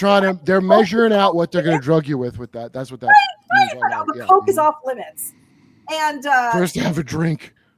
Yes, that's my belief. So we get off the yacht. I start trying to make a beeline away from them because they're handlers. They're my handlers, Bobby Cox and Lisa Villeneuve. And I try to get off, and I get on the dock, and there's gorgeous women and young-looking models with all of these men in suits, these fat guys in suits, these older guys in suits, and I try to just walk up to one of them and start trying to I think I'm at a party again that you're free to mingle. So I go over and I try to just hang out and hear what they're saying. And I'm trying to almost ditch my friend. And she comes over and she pulls me away. And she was like, Molly, you can't go up to these people. They're all having private conversations. They're having private meetings. What? What the fuck? Business, you say? Yes. And I'm like, what the fuck kind of party is this? So she pulls me away. And at this point, I'm like, I'm being such a drama queen. I'm demanding to go inside. I'm like, I can't talk to anyone. There's a whole inside. There's this nice house, which I didn't think it was all that nice. Lisa's house was way nicer than Epstein's. But he had the international or intercoastal waters right there. So it was very easy to use his dock. Whereas her house, you had to go in through a channel and everything. This couch is under maritime law. I like to say that. Have Jody Vance over then. So I get off the dock. I'm hanging out. I try to have these conversations, and they won't let me. So I at this point, I'm being the drama queen. I was like, I want to go in the house. My hair is frizzing. It's Florida. I don't know what's going on here. I'm not allowed to talk to anyone. I don't want to hang out with you knuckleheads the whole time. I'm not interested in Kurt. So she leaves me with Billy. I'm sorry. I keep saying Billy because that was the second person they tried to traffic me to, was Billy Collins, the poet laureate. 2000. He was the presidential poet laureate of 2001. He wanted me to be his wife. And so this is the prelude to that. So Bobby Cox has me wrangled outside, just outside the kitchen of Epstein's Palm Beach Island home. The sliding glass doors there. And it's right by the spiral staircase that's outside on his patio. And I'm sitting out there, and Lisa goes inside because I'm being demanding. I'm not taking the drink. I'm not, going along with things. And now I'm demanding to come into the house. And so I'm outside with Bobby, and Bobby goes, so what kind of millionaire, billionaire situation are you looking for? And I just think, again, that they're being facetious. They're being coy, that this is just weird Palm Beach behavior. And I go, give me a billionaire with a foot in the grave and I'll consider it. Because I'm like, I don't want to sign my life over to someone who is allowed to rape me. I've survived many rapes. They are not fun. I do not enjoy them. And I will never sign my when it's a looker like Kurt Schmidt, I mean, come on. You Oh my God. Oh my God. Can you imagine that face over you? Even Rosemary's Baby, the face of Anton LaVey playing the devil was not as horrible as this face. All the people who have raped me are disgusting. They're disgusting. Wait, not Kurt Schmidt though. Wait, Kurt Schmidt didn't go. Kurt never raped me. He's not a looker. I'm saying all the rapes too, disgusting, ugly, horrible. Really? They seem I mean, cool. I'm joking. if they look good, they wouldn't have to do that, right? Possibly. A bunch of them. Vince Champ, the famous That's true, touring college comic / go rapist. Waitresses were into him at comedy clubs, and he would turn them down and be all Christian about it because he was saving himself for a horrible crime. Is that weird? Right. Oh my God. And then Frank Oh. Sinatra too, right? That's very different. That's a specific thing, man, where you want, very psychological for that type, but being in the network, I mean, this is the MO of the operation, is I have to sign a contract and basically be a sex slave. So it's like, what do you call it? It's legalistic. I mean, right. They don't all, it's, Satanism is kind of a corny way to put it. They call it the old religion, these people. They just call it the old religion. They don't call it Satanism. That's like a chump level, like Colorado fucking street kid level thing of talking about it. But a bunch of them are in various cults, and they all got different deities because it's polytheism. That's what the old religion just means, polytheism. Right. So you pick a deity to align with, and then your family. That's what a familiar spirit is. It's the one that your family aligns with, and they're into some wild, horrible things. And again, I can't bring up Nathan Reynolds enough, dude, because he's got some stories about having to do the trials of Apollo. Now, I didn't know this. I was like, I never heard of the trials of Apollo. I looked it up, and it's a young adult fiction book for kids about but the trials of Apollo he did, I don't think are like this book. They sound like the worst thing, and they're all about you dying and coming back to life as a different person. Yeah. So the Mithraic, they're all the same theme. They're like, you're going to die before you die, so you don't die when you die, and you're going to be a new thing. And it counts for this crazy shit to Marine training. Yes. You're going to be born again hard, right? Right. That's all it's about, because people aren't natural sociopaths, really, for the most part. And if I'm a successful, blood-blind, wealthy family, I need my kids to toughen the fuck up, Right. They can't be afraid to go on a yacht with Toucan Sam here and do whatever the hell he's into if it helps the family. Here we help the family. Well, that's the thing. I didn't need the money, so I was very rare in any of the victims. Sounds like you committed a lot of party fouls, is what I'm getting from this. What's that? I made a lot of party fouls? Yes. Sounds like you did a lot of party fouls, is basically what I got from this. Oh my God. So totally. But a lot of these girls couldn't say no. Like, they didn't live. I lived in nice gated communities. I had a horse at one point. They thought because you were handicapped. Because let me tell you something. When you said hip dysplasia, now I'm talking about adult women now, not children. But I will say, when I was living in New York, we always used to say, like, a chick with a little bit of swivel hip was pretty hot. And high handicap made it hotter. So I can see if you were like... I was the opposite. I thought because of my handicap, nobody wanted me. No, it's like the glass menagerie for the... Well, it was a real glass menagerie, if you know what I mean.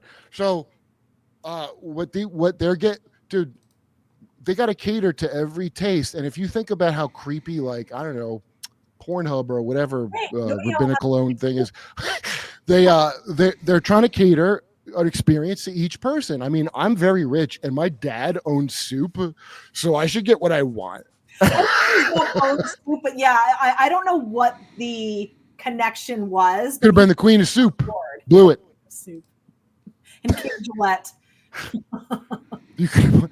All right, I derped way too long in this episode. This is one of the craziest ones I ever did because one, I had too many guests. Okay, I just was trying to teach Ben Avery to be a little more accommodating to me when I make my advances. Let me try to just. This wrap was conversion therapy to Ben. Ben, Nice. it's not weird. I want to give you the keys of Enoch. Gone with the wind length in podcasting. Although we're pulling a Joe Rogan, so. Yeah, no, Rogan does 3 hours, very long, but I'd be a great guest. Then I could fill all 3 hours very quickly. you dropped a couple of nuggets that are very important to me, which are there's the people that are the approved. Oh, this is my gavel, by the way. I was gonna say Sustained. I'm sustaining your testimony. That's what this is. There's some people. Oh, that's cool, dude. There's some. What do you call it? There's people that they're designated as the supposed rebel of. Oh, Neil brought it up. Hegel and the dialectic. It's basically government. I call it gain of function research myself. People call it the dialectic, but I just think of it as gain of function. You just eugenically pit these two things against each other in the survival of the fittest.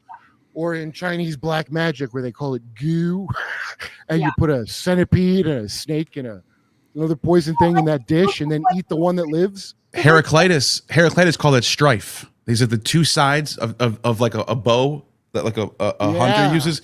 That's what causes all of reality to move forward. Is the pole between two sides. So these creeps think it's their divine. They all got to. I don't care. I do like to know the individual mythology so I can pick it out if I catch it subtly, but it really doesn't matter. It's at the end of the day, I'm divinely part of the blood that gets to rule over you, the cattle, and I can soft kill you when I need to. I'm not trying to kill you all because we feed on you. Right. But of course, and way back when I saw Neil on the Amon Hillman thing, and the thing Amon Hillman's not wrong about, that Phoenician Ellen DeGeneres temple that he had, their medicine is using a human being as a medium. You always hear about a medium, right? Yeah. These people and these whatever the NHI bullshit is, you're a medium for them. You're almost like a prism or you're a thing. I bite you with snake venom. Reference again. I use snake venom, I bite you, and then I harvest your fluids to make my brews, my mini medicines. And then, like you said before, they're pitting against each other. I mean, just like the white slave owners would pit slaves against each other, make them fight. Well, you're telling me that. Wait, hold on a minute. Are you telling me that what is it called in Django? Was real? Yes, it is. There's a passage in Ovid's Metamorphosis. It's a first century Latin poem from Ovid, the poet Ovid, Augustan period, and it's so like disgusting that most of the modern English translations just keep it out.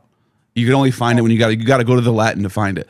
And it says that Orpheus, one of the last things he does before he dies, is he was, this is what the text says, plucking the manhood from little boys before their spring became of age. Yeah. Oh my God. So that's literally Orpheus is literally like graping little boys before he and it's just sitting right there in the text. Like that's why you don't want the woman-run society because I call it Kyblee. But it's Kybell, I guess. But Kybell is the same as meat, and it's the same. So Kybell is they call Magna it Mater. Magna Mater, the great mother. Right. And so there's a good book, I got to read it by what's the guy's name? And it's all about early goddess worship. And all these gods and goddesses are just like the narcissist psychopaths of today who are celebrities and billionaires and leaders. And when they die, they get apotheosis. Like when they put John McCain they laid him to rest in the bosom of Hestia, whatever creepy ass shit in our evil snake worshiping country that they do for these vile scumbags. You become a god. That's why George Washington is up on the rotunda like Jeebus, because he's a god now to these fucking freaks. Yeah. So that's their godhood. And so it's just another psychopath bitch that probably castrated her son in a possessive psychopath rage. When you describe your mother letting whatever happen to you, that's the goddess thing. That's what they did. Everything's love. It's good. That's what they did at the Hilaria. It was called the Hilaria Festival. Apparently. Did you say the Hilaria Festival? Yeah, the Hilaria Festival was the name of the Magna Mater Kybele, her festival, where her priests would get initiated by castrating themselves. And they go about shrieking. Who wrote that again? Is it Eusebius or who wrote that? No, this is. Well, there's a source from what's his name? I bring it up all the time. Arnobius talks about it. There's a few sources. The genitals and go about shrieking in the streets. Yeah, and and they would go into a Bacchic frenzies. They would start like going nuts. Yeah. It's like a religious frenzy. And this happened during the same week as Easter time. This is spring equinox. Oh, It was the Roman spring equinox festival before Easter switched, before they converted to Christianity. Look, do you understand why we got to make these rockets? We've got to get Osiris's penis back. The guy don't have a dick up there. Now, Do you know the story with that? Mission now. What? Do you know the story that Isis finds his phallus in the dude, sea, story, I just and she imagine brings it back to him, puts it back on his body, masturbates him, and then he gives birth to Horus. Oh, Yeah. I thought it was a fish What a ate it, so fairy she had to make a tale. golden one because a fish ate it. Yeah, she had to get it from the sea somehow. There's like different versions. Yeah, but it's in the bottom of the sea. That's She one thing. replaced it with a halibut. Yeah. Anyway, I just imagine being in church as a boy in Egyptian Sunday school, and they're like, and then Set jizzed on his nephew's hands, and his mom cut him off. And we're the greatest civilization ever, as you can see from the story. Then he jizzed on some lettuce, and Set ate it. And that's This why. is normal, kids. That's Yeah. why rain start. That's why we get rain every day now. Look, it's an allegory. You'll get Yeah. it soon enough. You'll get it. You'll get it when you're older. All right, look, we're out of time from derping too hard. I'm gonna have to have Neil back on the next one if Neil could do it because look, I mean, this Epstein story is it was a long story, and I want to get all these sweet deets, and I really want to get the stuff that Piers Morgan doesn't want to say, which I feel like I did. It looks like Yeah. he's airing it, so I'm in the eye of the like. Piers will air it. He'll just move on to the next thing. What Piers likes is 4 people like what I did, but I had us as equal. See, I would be Piers right now, and then I have you 3 in these smaller windows. Yeah. And then I have you fight over it. Yeah. That's what Piers likes. Or he likes one Jackson Hinkle to slide that's off his what I was chair in yesterday. They were erotic trying to energy. put me as the troll, and that's when I would just I got to say that I was trafficked to an Epstein party that dumped out to Trump's. Trump was involved because Maxwell announced that he was aware of the situation. Yo, it's one party. They're all together, everyone. And I didn't want to believe, honestly, I never would have faith in a president, but I had a little hope that, hey, maybe just a little bit of white hat nonsense is real. And Trump seems to be upsetting them so much because what a great production they did, huh? What a great production before bailing out Argentina. I saw this coming. My dad even knew. I mean, he was the laughing stock of Palm Beach. Who was? Trump. I mean, he's the president. What did you guys ever do? Jerk a guy off who likes soup? Retrieve a penis from space? Come on. Did you ever launch a penis into space? I think that somebody's got jelly. I'm so jealous. Ben, come back next week too, because Yeah, I'd love to. yeah, it was crazy. My old pal Ben Avery, and listen, I don't know how else to put it, everybody. You just got derped.